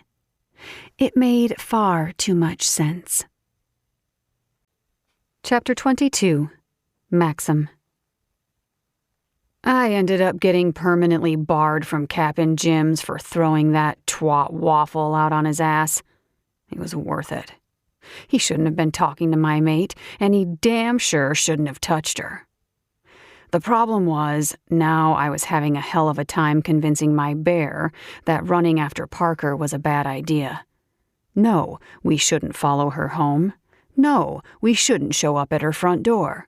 No, we shouldn't break it down to get in and make sure she's okay. To keep what was left of my already tenuous hold on my sanity, I needed to get far away from Sunkissed Key. I drove north and didn't stop until I ended up at some dive club in Miami. The place was so much bigger than the bars on the island, and I found myself irritated by how many people were there. So many sights, scents, and sounds. I also realized that I probably looked like a vagrant. I hadn't changed clothes in, I didn't remember how long, but a while, and I hadn't shaved or fixed my hair in longer. Settling at the bar, I ordered 2 double shots of whiskey and threw them back one after the other. Motioning for more, I rested my elbows on the bar top and held my head in my hands. I was such a hot mess. I hadn't slept, couldn't remember when I'd eaten last, and I ached all over. I missed arguing with Parker. I missed any and everything with her, but I knew she was done with me. I'd screwed things up without even completely understanding how. "You okay, big guy?" The bartender was a pretty redhead with a neck tattoo. I slid my empty glasses back and motioned for more whiskey. "Fine." She filled the glasses higher than normal and nodded at me. "Keep it together tonight, honey." I laughed and threw those shots back too. I had no intention of keeping anything together. I intended to drink until my chest stopped aching and I could convince my unruly bear to leave Parker the hell alone because she hated us. The night went on like that for, I don't know how many hours. I drank hard, ignored the crowd around me, and proceeded to get so hammered that I forgot where I was. I must have blacked out at some point because the next thing I knew, I was waking up on the hard ground. I was in my bear, and everything around me stank like wild animal and rank stagnant water. I sat up and looked around, immediately ascertaining that I'd fucked up majorly. I was in a zoo. A goddamn zoo. Not the small wildlife refuge on the island either. This was a big goddamn zoo, and I was in what looked like some sort of quarantine containment area. Still, zoogoers could observe me. There was a group of children staring at me and tapping at the glass. I groaned. I felt like shit. Just what I needed, an audience of curious onlookers to witness the rapid descent of my dignity and its culmination in a fiery crash at rock bottom. How the hell was I going to get out of this mess? It would have been better if I'd woken up in the slammer. At least in jail, I'd have been able to post bail. If my head wasn't pounding so hard and I didn't have to concentrate on choking down the bile creeping up the back of my throat, I'd have been more panicked. "Surge," I called out, hoping our telepathic link would reach all the way to Sunkissed Key. I had a feeling he was going to need time to get me out. A pimple-faced teenage boy started pounding on the glass and shouting. The sounds were like a sledgehammer to my cranium, and I snarled viciously at him. "What?" "I have a slight problem." I looked up as a man wearing a uniform stepped cautiously into the containment area. Miami-Dade Zoological Park was emblazoned on the right breast of his shirt, and he held a big bucket of dead fish in one hand and what looked like a cattle prod in the other. "Oh, fuck, scratch that. I have a big problem." "Just tell me." I gagged and turned away from the fish. They weren't fresh, and even though I was half animal, I couldn't do old stinky fish, especially not while fighting a hangover from hell.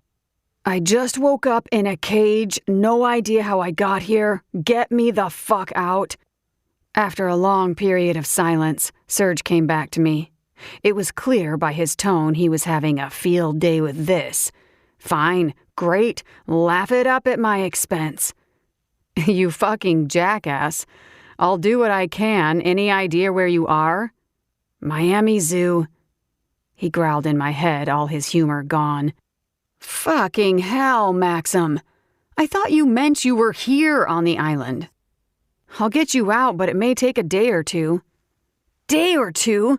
Get me the fuck out of here fast or I'm going to fucking lose my shit." I growled at the worker coming closer to me with the dead fish. "They're trying to feed me fermented fish." I sank back against the fake rock wall behind me and growled louder. Fuck. I was in for a miserable time until Surge figured out how to get me out. Time crawled as a plethora of employees came at me with different foods and medicines. I did my best to chase them away by growling and viciously baring my teeth, but that only made them bring out a tranquilizer gun. At that point, I ended up running around the enclosure to keep away from them. I felt like I was in a Three Stooges film, running, weaving, leaping, and doubling back as the team of zookeepers chased me. I'm sure I looked like a complete idiot, but I couldn't exactly shift back and walk out of the place.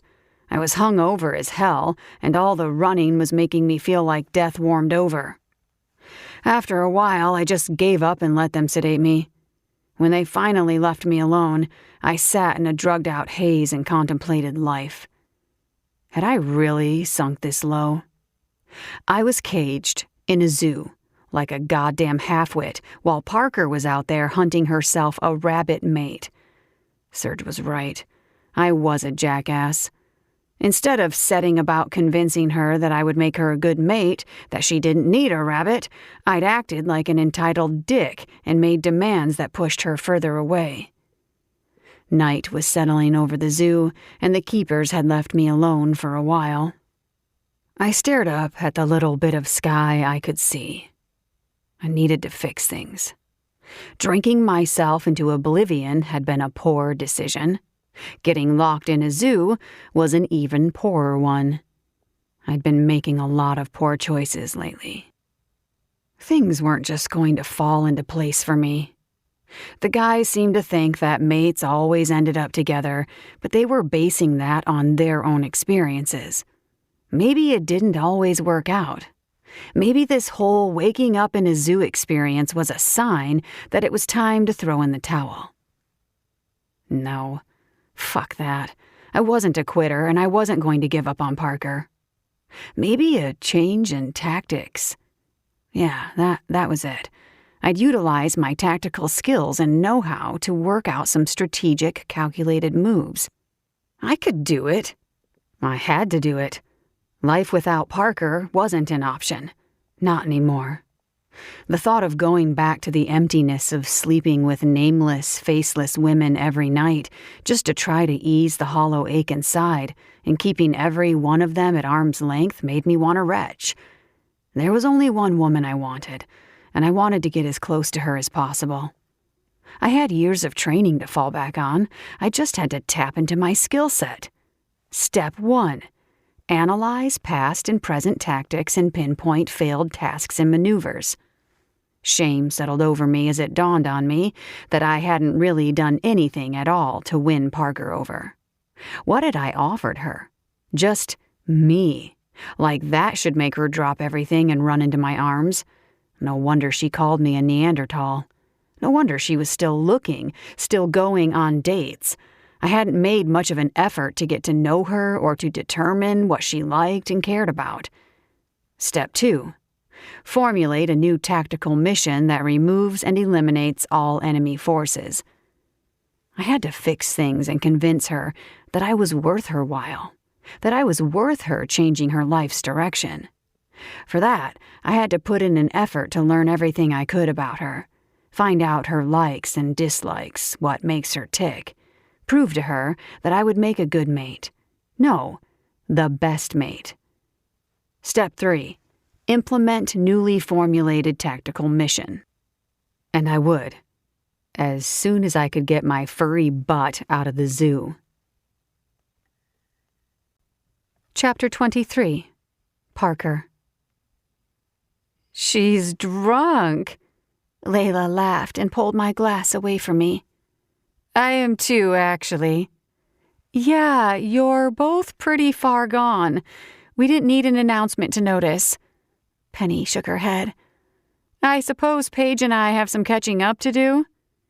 Layla and I exchanged a glance. Not much. Heidi immediately poured more tequila, Penny's drink of choice, into her glass. And there you go. Paige stood up and cheered all of a sudden. I love this song. Come on, Pen, dance with me. Do you remember when this came out? That summer you were dating Paulie Ford? I wasn't dating him. You were dating him. I never dated him. He was a weirdo. Then what makes you think I did? I watched them merge onto the dance floor and fade into the swaying crowd, still arguing. Every single time those two had a little alcohol in them, they argued about their childhood and teen years. I grinned and turned to Layla. Think we'll see them again tonight? Not a chance. That was another thing about Penny and Paige. Once they start squabbling about the good old days, they tended to just leave. No matter where they were, they just took off together. I was convinced it was because they were bickering so much that they didn't even realize that they'd walked themselves right on home. Like I did that time with Maxim. What? I blinked. What? You did what with Maxim? I frowned. I hadn't meant to say that out loud. I looked at Heidi and shook my head. We're not talking about him. I have nothing nice to say, and he's your friend, so that would be weird. I'm not talking about him. I'm not even thinking about him or wondering where he is at all. Layla rolled her eyes and grabbed what was left of Penny's tequila. Okay. Heidi just grinned. Of course, you're not talking about him. Why would you? I pointed at her, suddenly excited that she understood. Exactly. Why would I? Why would I talk about that conceited, arrogant, buff, beautiful, sexy man? So you think he's buff, beautiful, and sexy, huh? Heidi wagged her brows at me. I thought you weren't thinking about him. I rested my elbows on the bar so I could get serious. I'm not, because I'm going to find a rabbit mate. That's my destiny. A rabbit. I don't need any big, sexy polar bears in my life and bossing me around. Did I tell you the way he spoke to me? Yes. I stared at both women and sighed. Well, it was rude. He just laid down the law as though he could tell me to jump and I'd ask how high. Demanding, cocky, arrogant, rude, overbearing. Did I say rude? Yeah, rude. I said rude. He didn't even care about my petition. Oh, Heidi, can I get you to sign my petition? Heidi took my empty shot glass away and, laughing, just shook her head. I already did. Oh, right. Good. I just hate being named after Hugh Hefner. I mean, have you read some of the stuff those women said about him? It's so insulting. Why? Couldn't we be named after, like, a saintly priest or a Nobel Peace Prize winner or something? Someone noted for something other than whipping his junk out of his pants. I sighed. Why didn't Maxim keep it in his pants? Layla shrugged. Why are we still talking about him? We are not. I'm not talking about him. I hesitated for a minute. I just want to know is all. If he thought I was his mate, why did he take another woman to the beach and suck face with her? Who does that? We're definitely not talking about him. Heidi grinned. And did I mention how rude he was? I felt like crying. Do you think I'll ever find love? Layla wrapped her arms around me. I love you. Do you think a man will ever want me? A polar bear already wants you. Heidi slid a glass of water toward me. He's a mess without you. I scowled at her and held a hand up. We're not talking about him. I don't want to hear anything about him. She just waited. Okay, tell me. What do you mean he's a mess? A mess how? Is he sad? Does he miss me? No, you shouldn't have to listen to any of this stuff. You don't need to hear about how sad he's been or about how he hasn't even used hair products lately. You especially don't need to hear about how he got so hammered that he blacked out and ended up locked in the Miami Zoo. Layla jerked upright. That was her worst nightmare. No. Heidi turned toward her. Okay, I guess I can tell you, Layla. Cover your ears, Parker. So, yeah, he's still trapped there. The guys are all trying to work out how to get him out. It's a mess working with state and federal agencies for retroactive permits to house exotic animals and certificates of veterinary inspections. Before that, he was so frustrated he completely trashed his room, knocked out walls even, which isn't like him at all. He's usually way more laid back. He just hasn't been himself. I leaned in closer, absorbing the information about him like I was a sponge. It's good that you rejected him, I guess, Parker. Otherwise, something like this might stress you out and get you down. Deflating. I leaned back in my chair and gasped as I realized the bar stool I was on had no back to it. Just before I crash-landed on the floor, Layla used her lightning reflexes to catch me and prop me up. Since I hadn't actually hit the ground, it didn't faze me. My mind was full of images of Maxim being stuck in his animal form and being callously poked and prodded. I felt my eyes well with tears. Do you think he's okay? Heidi grinned suddenly and shrugged. Who knows? It's nothing for you to worry about, though. I'm sure he'll find someone to clean up his messes. Probably some beauty queen, knowing him. I was growling and all but foaming at the mouth before she even finished the sentence. My heart squeezed like my rib cage was trying to juice it. Oh, babe, we're just trying to get you to see that you care about him. Layla wrapped her arm around me and hugged me. I'm sorry, Parker. I didn't mean to upset you. Well, yeah, I did, but with the best of intentions. She hesitated and then squared her shoulders. Layla and I both think you're being incredibly stubborn. If you feel this strongly about him, you should do something about it. Chapter 24. Maxim. Getting out of the zoo had cost us an arm and a leg. What was worse? We now owed Leon Zoo, the owner of Sunkissed Wildlife Sanctuary, another huge favor that I was sure he would call in at some inopportune moment. Serge had to grease quite a few palms along the way, but I was finally free and on my way back to Sunkissed Key. I stank like the fucking zoo, so I let the window down to get some fresh air in my lungs. Serge wasn't pleased with me, to say the least. He was griping that he'd had to put so much time and effort into getting me out of a situation that I shouldn't have been in the first place. "I don't even know where to start with you," I just grunted. "Then don't." "Nice, great, good way to express gratitude."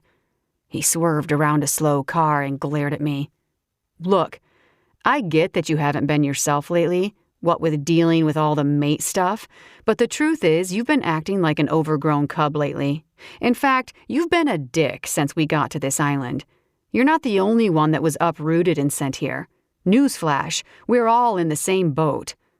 "Yeah, well, we wouldn't be on this fucking island if not for you and your fuck-ups." It was a low blow, blaming Serge, but I was feeling dirty, smelly, and antsy as hell from being in a nightmare for over 2 days, not to mention agonizing over what Parker had been doing while I was locked up. I was ready for a fight, apparently. "Because I broke protocol to find my mate. It was worth it. I'd do it again, every single day if I had to. At the end of the day, Maxim, fuck this job. Fuck P.O.L.A.R, and fuck the main office. The most important thing to me is Hannah. I'd throw everything else away in a heartbeat if I had to for her. That's what being a mate is. If you pulled your head out of your own ass for a moment, you'd know that." He slammed on the brakes and pulled off the road. "You're dissatisfied? You're welcome to leave the team. Go back to Siberia and grovel at the main office. They'd let you join another league, maybe the Grizzlies. You've always been a good operative and you'll always be one. They'd be lucky to have you." I swallowed. I hadn't expected him to hand me an out like that. I hadn't expected it at all. "Fuck, Serge. I'm not leaving our unit." He grinned suddenly. "I know. I was calling your bluff. None of us would actually let you leave anyway. We're a family. You're stuck with us, so fucking deal with it. This is where we are now. You might find you don't mind the heat so much if you stopped setting your whole life on fire all the time." I raised an eyebrow. "Spare me the lecture. I've had nothing but time to think for days and I've done plenty of it." "Then you know how to fix it?" I laughed but didn't answer. "You're telling me you've had all this time to figure shit out and you didn't come up with a plan on how to fix everything?" "I came up with something. A tactical plan of operations. I think it might work." I blew out a rough breath and stared ahead. "Not treating her like a notch on my bedpost would probably be a good start. I didn't mean to. I didn't even realize I was doing it." "Hard to fix a habit that's never been a problem before." He pulled back onto the highway and hit the gas hard. "I've heard through the gossip grapevine that she's been talking about you a lot. Not all good things, but still, that means something." That made me laugh. It seemed that I was still driving her crazy and pissing her off. It wasn't hard to picture her angry face while she ranted about me. "I deserve it." I rolled the window up and turned the AC on higher. "She's a little firecracker, and I like that. I think I could have handled the whole thing better. I've been replaying everything over in my head on a loop, and I keep kicking the shit out of myself for treating her like what she cared about was insignificant, stupid even. In my defense, she kept talking about wanting a rabbit mate and having rabbit babies, and I just saw red. I should have listened, though. I should have tried to understand what was important to her and why. It's not too late. I hoped not. I had to make it right. Can you drop me off near her house? You sure you don't want to get cleaned up first? You look like hell. He sniffed and then winced. You smell worse, I grunted. Drop me off by the water. I'll go for a swim first. Whoa, the perfect hair bear isn't going to go home and get his gel on? Fuck you. Yeah, fuck you too. I looked over at him and shook my head. I'd blamed Serge for us ending up in the Florida Keys, and I'd been so bitter about it that I'd started to resent the guy. He'd been like a brother for nearly as long as I'd been alive, though. We'd been through thick and thin together. It shouldn't have taken me finding my own mate to understand why he did what he did, but it had. That was my bad. What? Do you want to kiss me now? Stop looking at me like that. You're creeping me out. I grinned and punched him in the arm. The car swerved, but he chuckled. Attention had been released, and I felt one brick in the tower of my life slip back into place. Am I really supposed to feel the heat less because I found my mate? He snorted. Fuck no. That's just something we say. It's still fucking hot as a bonfire in a desert at high noon. Swamp-ass city every day and every night. None of us are cutting down on AC units anytime soon, and none of us are going to suddenly need a jacket this winter. Are you fucking kidding me? Nope. He glanced over at me. It doesn't suck as bad, though, when you get to come home to the woman who holds your heart. That makes anything bearable. I sighed. Bearable. Got it. Plus, it's hard to notice how much your balls are sticking to your thigh when your dick is rock hard 90% of the time. Groaning, I shook my head. All right, that's a little too much sharing for me. Chapter 25. Parker. I never wanted to get out of bed ever again, but someone was knocking on my door. I felt like my head had been used as a rock tumbler and my back had doubled as a trampoline. I rolled over to answer the door and fell out of bed. Groaning, I opened my eyes and realized that I wasn't at home. What the hell was I doing at Layla's? Parker! Let me in, Parker! I got locked out. I pulled myself up on the side of her bed and stumbled toward the front door. Why the hell did you do that? She pushed in as soon as I unlocked the door and flopped herself onto the couch. It was an accident. I went to get coffee and then realized I'd forgotten my wallet, so I came back. But when I got here, I realized I'd also forgotten my keys. I've been locked out without coffee for almost 5 minutes. Really? And you hogged the whole bed last night. I had to sleep on the couch, and you know it has that lumpy spot with the spring poking out. Well, take your bed back. I need to go home. I should water my plants or something. What time is it? She pointed at the large wooden clock on the wall. Learn to tell time, bed hog. It was already close to 1 in the afternoon, and I was already regretting sleeping in so late. I've got to go. I have a date tonight. She sat up and grabbed her head. With Maxim? Did you call him? My stomach lurched. No, and hell no. I've got to go. Bye. You're hopeless. I slammed her door a little harder than necessary on the way out and winced from the sharp head pain. My place was just a few streets from hers. The island wasn't that big, but trudging through the sand made it feel like running a marathon that morning. By the time I got up my front steps and inside, I was sweaty and tired. Still, I forced myself to make a pot of coffee and get in the shower. One glimpse in a mirror was all the motivation I needed. I just pulled on a t-shirt and pajama bottoms when I heard a knock at my front door. I gathered my wet hair out of my face and placed it on top of my head in an elastic and went to see who it was.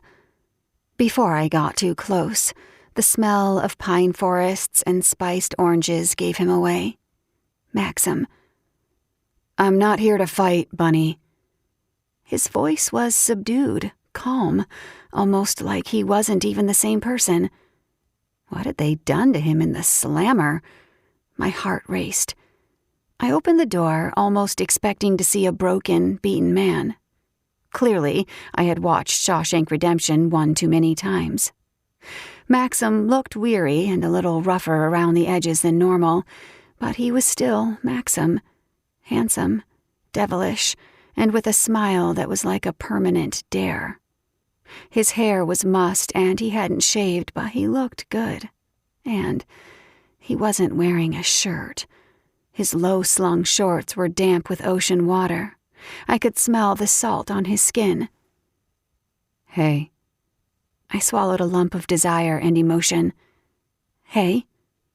He forced a smile and ran his hands through his hair. "Sorry to just show up. I wanted to talk. No pressure. I was just thinking about that petition of yours and wondered if maybe I could sign it." That was unexpected and caught me completely off guard. I took a step backward. "May I come in?" I nodded and watched him walk in and look around. Suddenly, I was wary of how my house might look to him. He'd been in before, of course, but we hadn't exactly been comparing home decor. "I like this." He touched my couch.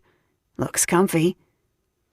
I had no clue what we were doing or what was happening. I just slipped into hostess mode and gestured toward the couch. "Sit.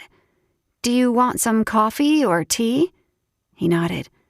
"Coffee would be great." In the kitchen, I leaned against the counter while staring at the coffee pot. What the fuck was I doing? Had we both lost our minds? "Seems like so long since we were in here." He sighed when he saw me jump. "Sorry." I couldn't handle the weirdness. I turned to face him and crossed my arms over my chest. "What are you doing here, Maxim?"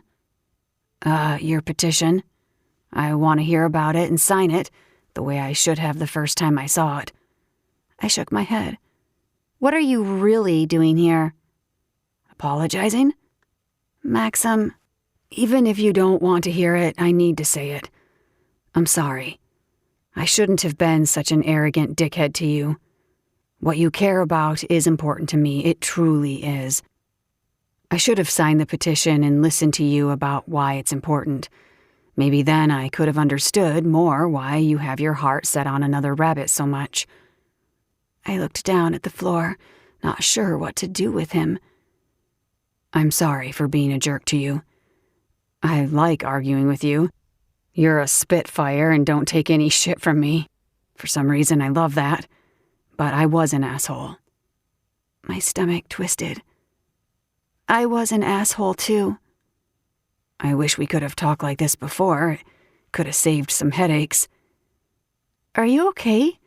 I heard about the zoo." He grinned sheepishly and shrugged.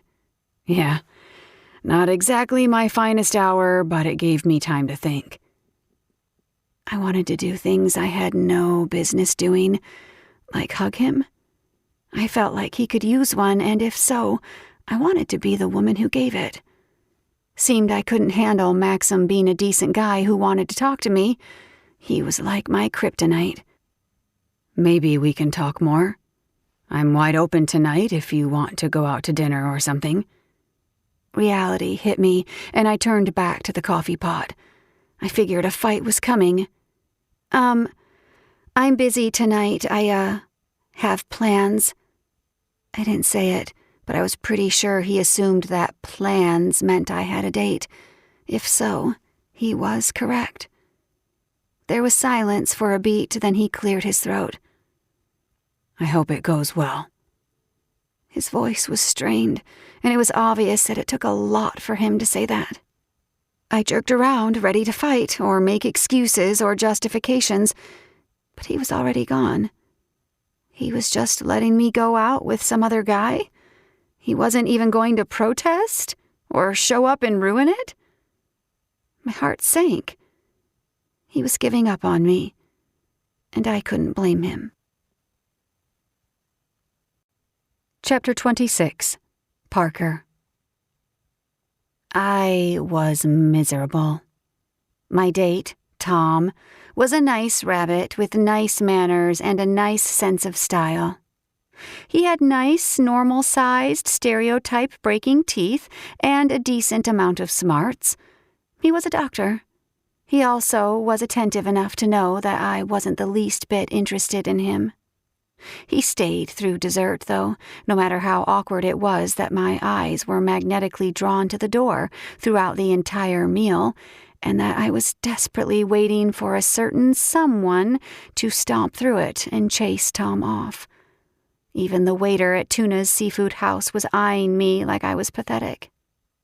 When Tom finally gave up and left after paying the bill and wishing me all the best, the waiter took his break and sat down with me to finish the cheesecake that Tom hadn't touched. The big, angry, muscular guy didn't come bursting in tonight. I frowned. No, he didn't. So, what's with you two anyway? Nothing. There's absolutely nothing between the two of us. So, what are you resisting? These guys you keep meeting in here? Dear God, send a life alert. You look like your head is going to nod off right into your vegan bouillabaisse. But when the big guy comes in, you shine, girl. You're all fire and sass. The guy tonight, Tom, was perfectly fine. For your mother, maybe. I narrowed my eyes. You're awfully involved in this. Honey, you've been the live entertainment so often lately that I'm invested. It's like watching Days of Our Lives. What will she do next? Stay tuned for tomorrow's episode. So, why aren't you with the big guy? We're just different people. I shook my head. I think. I don't know. He sighed and rolled his eyes. Oh my God, what is it with you women? That is one fine hunk of man meat there. Not only that, he comes bursting in here, wasting his time, letting you know he's more than interested. He looks at you like you're literally the last morsel of chocolate on earth. It's so damn hot the chef could sear a steak on it. I don't get it. The rest of the servers here are wondering the same thing. Why the hell are you rejecting him? I just stared at him. I had an answer. I did. I just couldn't tell him. He wouldn't understand that I needed to find a rabbit mate. That I felt it my duty to do my part to perpetuate the species. My stomach sank to my feet as I realized how lackluster I felt about the idea of a rabbit mate. I didn't want to touch any other man but Maxim. How I thought I could mate with someone else, I didn't know. I still wanted rabbit babies, and I still felt strongly about saving my species and getting rid of the ridiculous moniker. But I found I didn't hate the idea of little polar bear cubs. I didn't hate the idea at all. I'm pretty sure he's reached his limit. I think he's washed his hands of me. Maxim had finally done what I'd been telling him to do from day one. The fact that he hadn't crashed in here and interrupted my date made that painfully obvious. Are you going to accept that? Because if not, there are about 50 other women who would be more than willing to take him off your hands. Hell, men too. Back off! I growled at him and stood up. He's mine. Yes, there's that show of passionate possessiveness I was hoping for. He smirked. Feel free to name your firstborn after me. I looked at his name tag and nearly choked. No, sorry, Hugh, but you're out of luck. I had an idea of where the polar bears lived. Heidi had talked about it some, and once I was in the general vicinity, it was easy for a rabbit shifter to scent out where a bunch of apex predators lived. I felt hesitant and was second-guessing myself as I got closer to the large 2-story bungalow. The scent of dominance was strong in the area, and my rabbit sat up and twitched her ears. The idiot little thing was eager to go inside. The fuck? Did she have a death wish? I could smell Maxim inside. My stomach flip-flopped, and I began to second-guess myself hard. What was I doing? I had a plan. I had a goal in life. The front door of the house opened, and a huge guy nearly ran me over as he was leaving, one of the polar bears. He barely stopped before turning me into roadkill. Fuck, sorry. I backed away. I was making a fool of myself. I should just go home. Excuse me. Wait, are you Parker? Maxim is inside. Go on in. He stepped out of the way and all but pushed me inside. To the left. He pulled the door closed after leaving, and I was left standing in the entryway of a house full of polar bears, wondering what the hell to do now. "I smell rabbit," a voice yelled from upstairs. Annoyance tore through me. "Well, if it helps to mask the stink of bears, you're welcome." Maxim immediately appeared from the left, like the other bear had said, a confused and shocked look on his face. "Parker, is everything okay? What are you doing here?" At that moment, I wished I could fade into the wallpaper. It had clearly been a terrible idea to just show up unannounced. He probably didn't want me there invading his space. I'm not really sure. I'll go." I didn't even get a chance to turn around before he quickly stepped around me and blocked the exit. "No, don't leave. Did you come to talk? What's on your mind?" "You." I blew out a quick breath and shivered. "It's freezing in here. Why is it so cold in here? What, do you guys have the air conditioner up full blast?" "Want to take a walk?" I nodded. It was better to get out of that house. Being in an enclosed space and surrounded by Maxim's scent while trying to think clearly wasn't likely to yield the intended results. It was hard enough to make sense of what I was doing with my rabbit jumping loops like a lunatic inside me. She was so happy to see her mate. Maxim ushered me outside, but kept out of my space. He didn't even speak as he started walking us in the direction of my house. We had crossed Main Street, but still, neither of us spoke. It wasn't until we were at my porch that Maxim shrugged. "I figured it'd be easier for you if you were on your own territory." He was right. We sat on my front steps, and it was easier to spill my guts. I wasn't always like this. When I was younger, I didn't care who I slept with. He dropped his head into his hands. "Not the thing to say to me, Bunny." I meant it wasn't so important to me to find another rabbit shifter. I wasn't so neurotic. Things happened, I don't know, but as I got older, it became important to me where I came from. My parents died, and I kind of felt alone in the world. About the same time, I also realized how few rabbit shifters there are like me left in this world, and the combination freaked me out. What I'm trying to say is that I think I might have gone a little overboard. Chapter 27. Maxim. I didn't want to breathe for fear of pissing Parker off and drawing her away from where I hoped she was going with all this. She also looked vulnerable for the first time since I'd met her, and I didn't want to say anything that might take advantage of that vulnerability. "I'm sorry."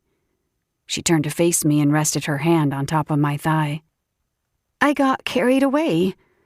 I should have known better than to think I could ignore this thing between us and just find a rabbit that I feel meh about to mate with." I was holding my breath and leaning closer to her. "What are you saying?" "I can't help but argue with you." I nodded. "Ditto." "And you make me a little crazy." I nodded again. "Ditto." "I've never felt this way about anyone else, Maxim." I flashed her a huge grin. "Ditto." "When we're together, I'm not sure if I want to kiss you or punch you. I dream about kicking you in the shin and then kissing you to make it all better. None of this makes sense to me, but I feel it." I scooted closer to her. "I have something for you." She raised her eyebrows. "As in a gift or a restraining order?" "A gift. I got some signatures for your petition." "What? How?"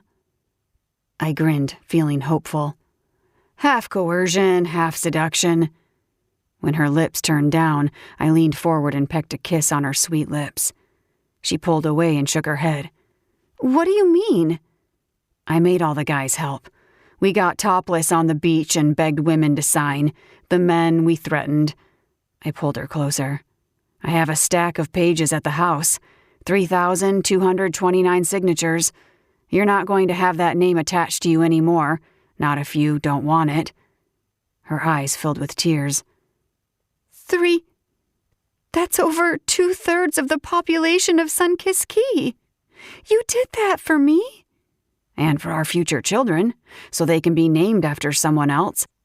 Someone inspiring, maybe. Someone who's done great and noble things. Future children? That's another thing I wanted to talk to you about. I want a family with you.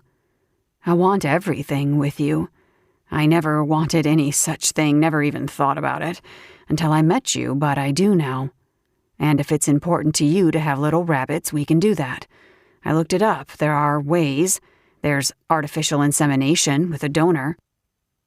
You looked it up? You do that? Are you serious? I don't need our kids to have my DNA, Bunny. I just need you. I hadn't expected her to fall into a puddle of sobs against me. I wasn't sure if I'd said the right thing or the wrong thing, but I scooped her into my arms and held her while she cried. As she tried unsuccessfully to compose herself, I carried her into the house, and surprise, surprise, she let me. She didn't even struggle to get away when I settled us on the couch with her on my lap. I didn't think you were going to turn out to be the good guy. Her voice was small, ashamed. I'm the best guy. And still arrogant. I stroked her hair away from her face and sighed. Have you been getting any sleep? None. I stood up with her still in my arms and carried her to her bedroom, the only other room in the house. I pulled back her blanket and placed her in bed before crawling in behind her and drawing her against my chest. Tucking the blanket over us, I buried my face in her hair and blew out a content sigh.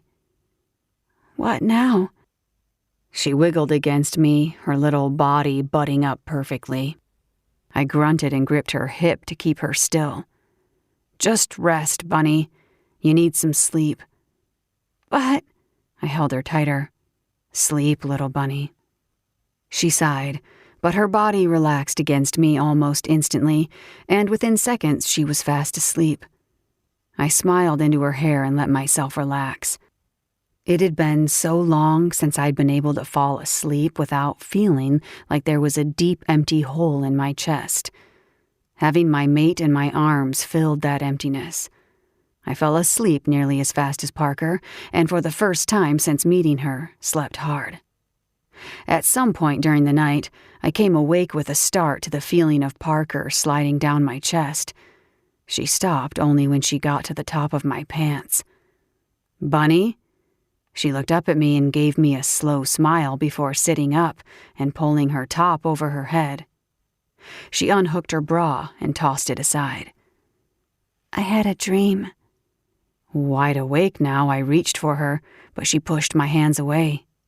I growled as I watched her unbuckle my belt and pull the zipper down.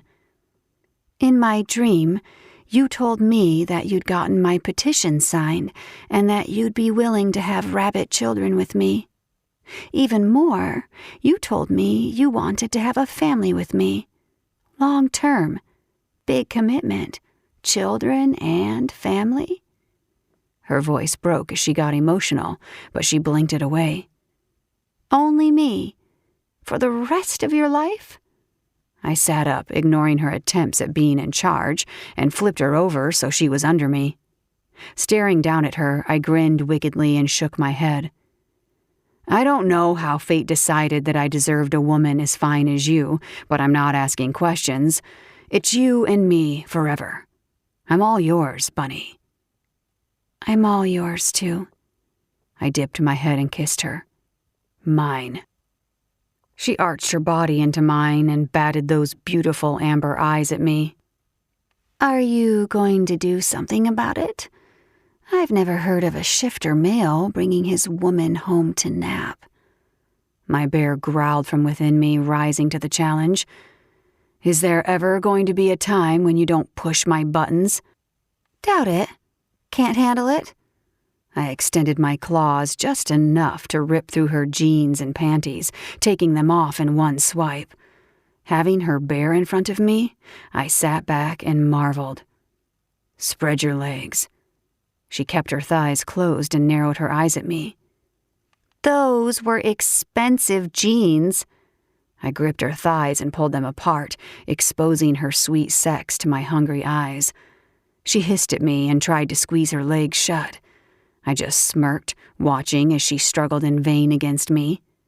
I'm in charge tonight, Bunny. That's not fair. I moved my right hand up enough that I could run my thumb over her wet folds. Her sharp intake of breath told me she was ready. I'm in charge. A beat passed, then another. Then her legs went limp, and she dug her hands into the bedding under her. It was the only sign of submission I was getting. Chapter 28. Maxim. I growled as I lowered myself in front of Parker and pressed an open-mouthed kiss to her inner thigh. She trembled under me, her body tense. I wanted to take my time and devour all of her. I wanted to taste and touch and learn every inch of her body. I rubbed my nose over the sensitive folds between her thighs, listening as she growled back at me. Damn it, Maxim, do something! Feeling like I was entering the hottest, most satisfying battle I'd ever taken part in, I lightly flicked my tongue over her core, tasting her deliciousness. She tasted sweet and spicy like carrot cake, and the way her body reacted, the way her voice broke as she called my name, I'd never experienced anything so thrilling. Parker wasn't giving up control that easily, though. She couldn't help herself. She dug her fingers into my hair and yanked, trying to get me where she wanted me, but I didn't give in. I moved where I wanted to, drawing out and prolonging her pleasure. I sucked and nibbled and flicked my tongue everywhere but where she wanted me. When she screamed my name, I finally focused on her clit and nibbled gently until she cried out, spasming and shaking, orgasming on my face as her body twisted and writhed. I wasn't done with her, though. I'd waited so long for this, there was no way I'd let her rest.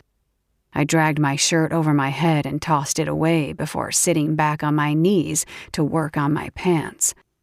Parker sat up with a growl, and in a flash my pants were in shreds around us. I looked down at them, at my naked body and hard cock jutting forward, and dragged a rough breath into my lungs.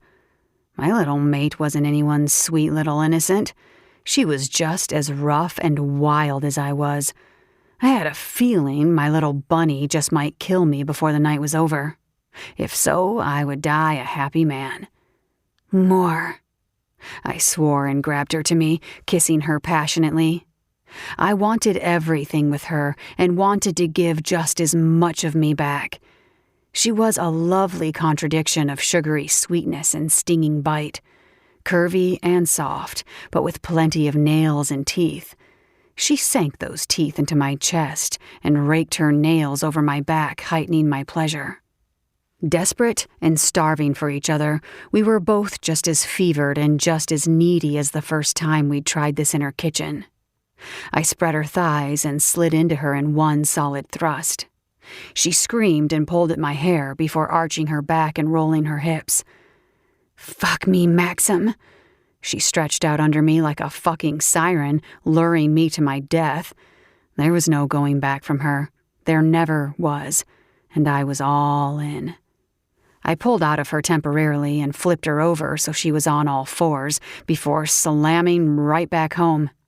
Holding her hair, I pumped and growled loud enough to shake the walls. We'd slipped into animalistic rutting, but it was what we both needed. I felt every part of myself connecting with her, imprinting myself onto her, just as she was tattooing her very essence on my soul. Loud, sweaty, rough, we slammed our bodies together again and again. I pulled her hair, dug into her hips, smacked her ass. She grabbed the headboard, her head thrown back, my name a constant on her breath.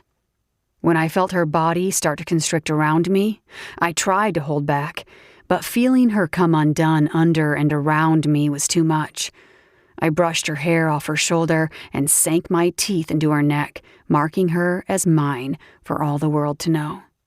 She came with a wild scream, her hands turning into little claws as she ripped the bedding and bent the metal headboard. I followed her over the edge with a roar, my fingerprints bruised into her hips. I released my seat in her in warm jets, and when she collapsed under me from weakness, I went down with her. I panted, trying to catch my breath while listening to her do the same. It had been rough and fast and probably nothing like what a claiming should be, but I was so filled with happiness that I couldn't even remember my own name. When I was starting to put too much of my weight on her, I rolled to the side and pulled her with me. Her on my chest, curled around me, her arms and legs hugging me, my heart was full. I stroked her hair and back and did everything I could think of to let her know how much she meant to me without having to speak and ruin the moment. She let me hold her there for so long, I'd been convinced she'd fallen asleep when she finally spoke. "So, that happened?" I grinned. "Yeah, it did. You okay?" "Is that a real question?" "Woman." "Yes, I'm okay. I feel like butter someone left out in the sun. I could melt right off you and puddle on the floor," she sighed. "I can feel you." "I hope you can," she snorted. "Not like that, idiot. I can feel you in here." When she tapped my chest, I grunted. "That's just gas." Laughing, she sat up and pulled me up with her. Straddling my lap, she pressed her forehead to mine and kissed me. "You are a good guy." I made a face. "You know I can feel you too, right?" She made a face back at me. "I'm just as mushy as you, right? We're pathetic." "Absolutely disgusting." "We should probably do this all again just to make sure it sticks." She shrugged. "Maybe slower this time. I feel like the first time is supposed to be romantic." "Am I not romantic enough for you?" I grinned, poking her and enjoying it fully. "I already went to dinner with you twice. That's just about as romantic as I get." "What? You did not go to dinner with me. You showed up and ruined my dates." "Damn right, and I'd do it again. You should be glad, woman." She bit her lip and rocked her hips against me. "Let me show you just how glad I am." Chapter 29. Parker. 2 weeks of rolling around with Maxim and bearing permanent rug burn later. 2 weeks in which I'd taken and given pleasure every which way, and I was head over heels in love with the big, cocky bear. He'd proven that he was so incredibly sweet and patient with me when I needed him to be. He was also infuriating and purposely did things to drive me crazy just because he liked to see me get angry. Of course, make-up sex was extra wild during those times, no denying that. He was amazing, and frustrating, and amazingly frustrating. I wanted to push him down the stairs at times and jump his bones at others. The whole thing worked for us. We were each better with a little bite to us. Too much mushiness, and we both tended to get a little over-emotional. My rabbit had really come into her own with him, too. She was bossier than ever and had taken to nipping at his heels on our midnight runs down the beach. If anyone ever saw us, they'd think they'd gotten a bad batch of something, because a giant polar bear being chased and messed with by a small rabbit must have been a sight to see. The only problem I had was that a part of me felt like I'd let down my rabbit shifter community. I felt as though I'd turned my back on my social activism and abandoned what I believed in. I hadn't, not in my heart, but it was hard to find a balance. I had no doubts I was meant to be with Maxim, My angst was all about failing to do anything concrete to save my species. There was no way I was going to agree to artificial insemination to ensure I had a rabbit baby. No way. I wanted Maxim's child. But Maxim's offer had touched my heart in a huge way.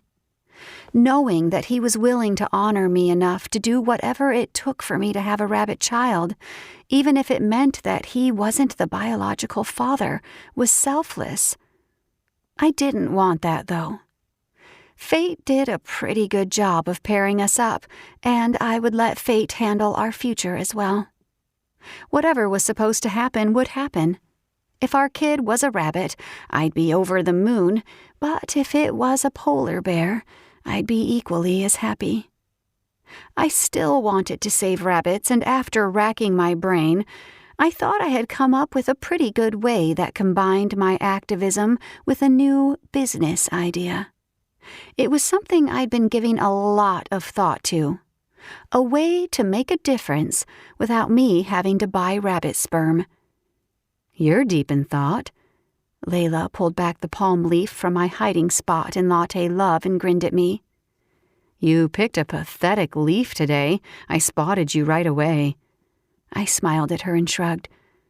I was wondering how you found me so fast. I'm working on a new business venture. Oh, it wouldn't have been hard to find you, even if you'd been behind the biggest leaf in the place. You smell. She wagged her brows at me. I scoffed. What the hell does that mean? She grabbed my hands and leaned in.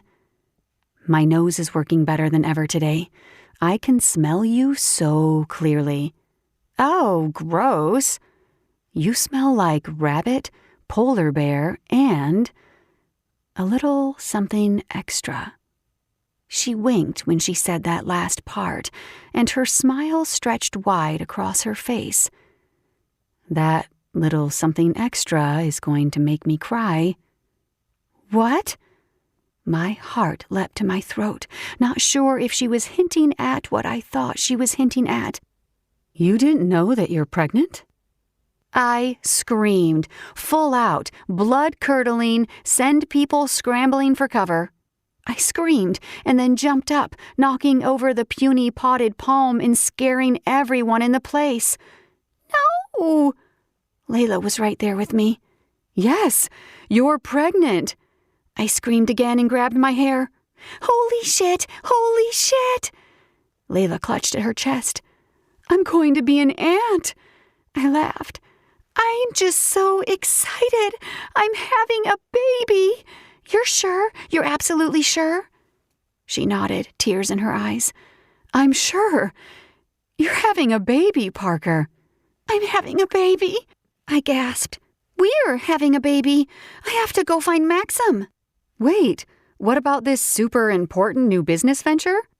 I'm going to start a better online dating site for shifters.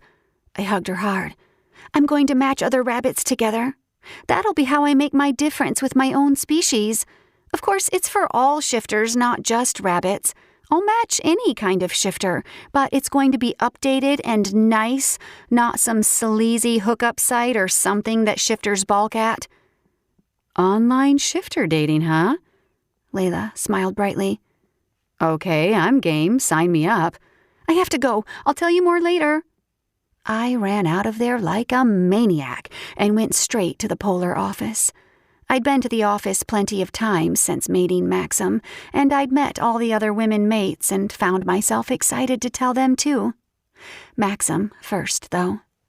Hannah was the only person in the office when I bounded in. She jumped up, startled, and stared at me wide-eyed. Where's Maxim? At West Beach. Something's going down with a rogue female snake shifter. I thanked her and ran back out. I hurried to the beach, panting and sweating by the time I got there. Maxim was easy to spot. He was the one with the snake coiled around his leg. He was trying to shake her off and very obviously trying awkwardly not to hurt her.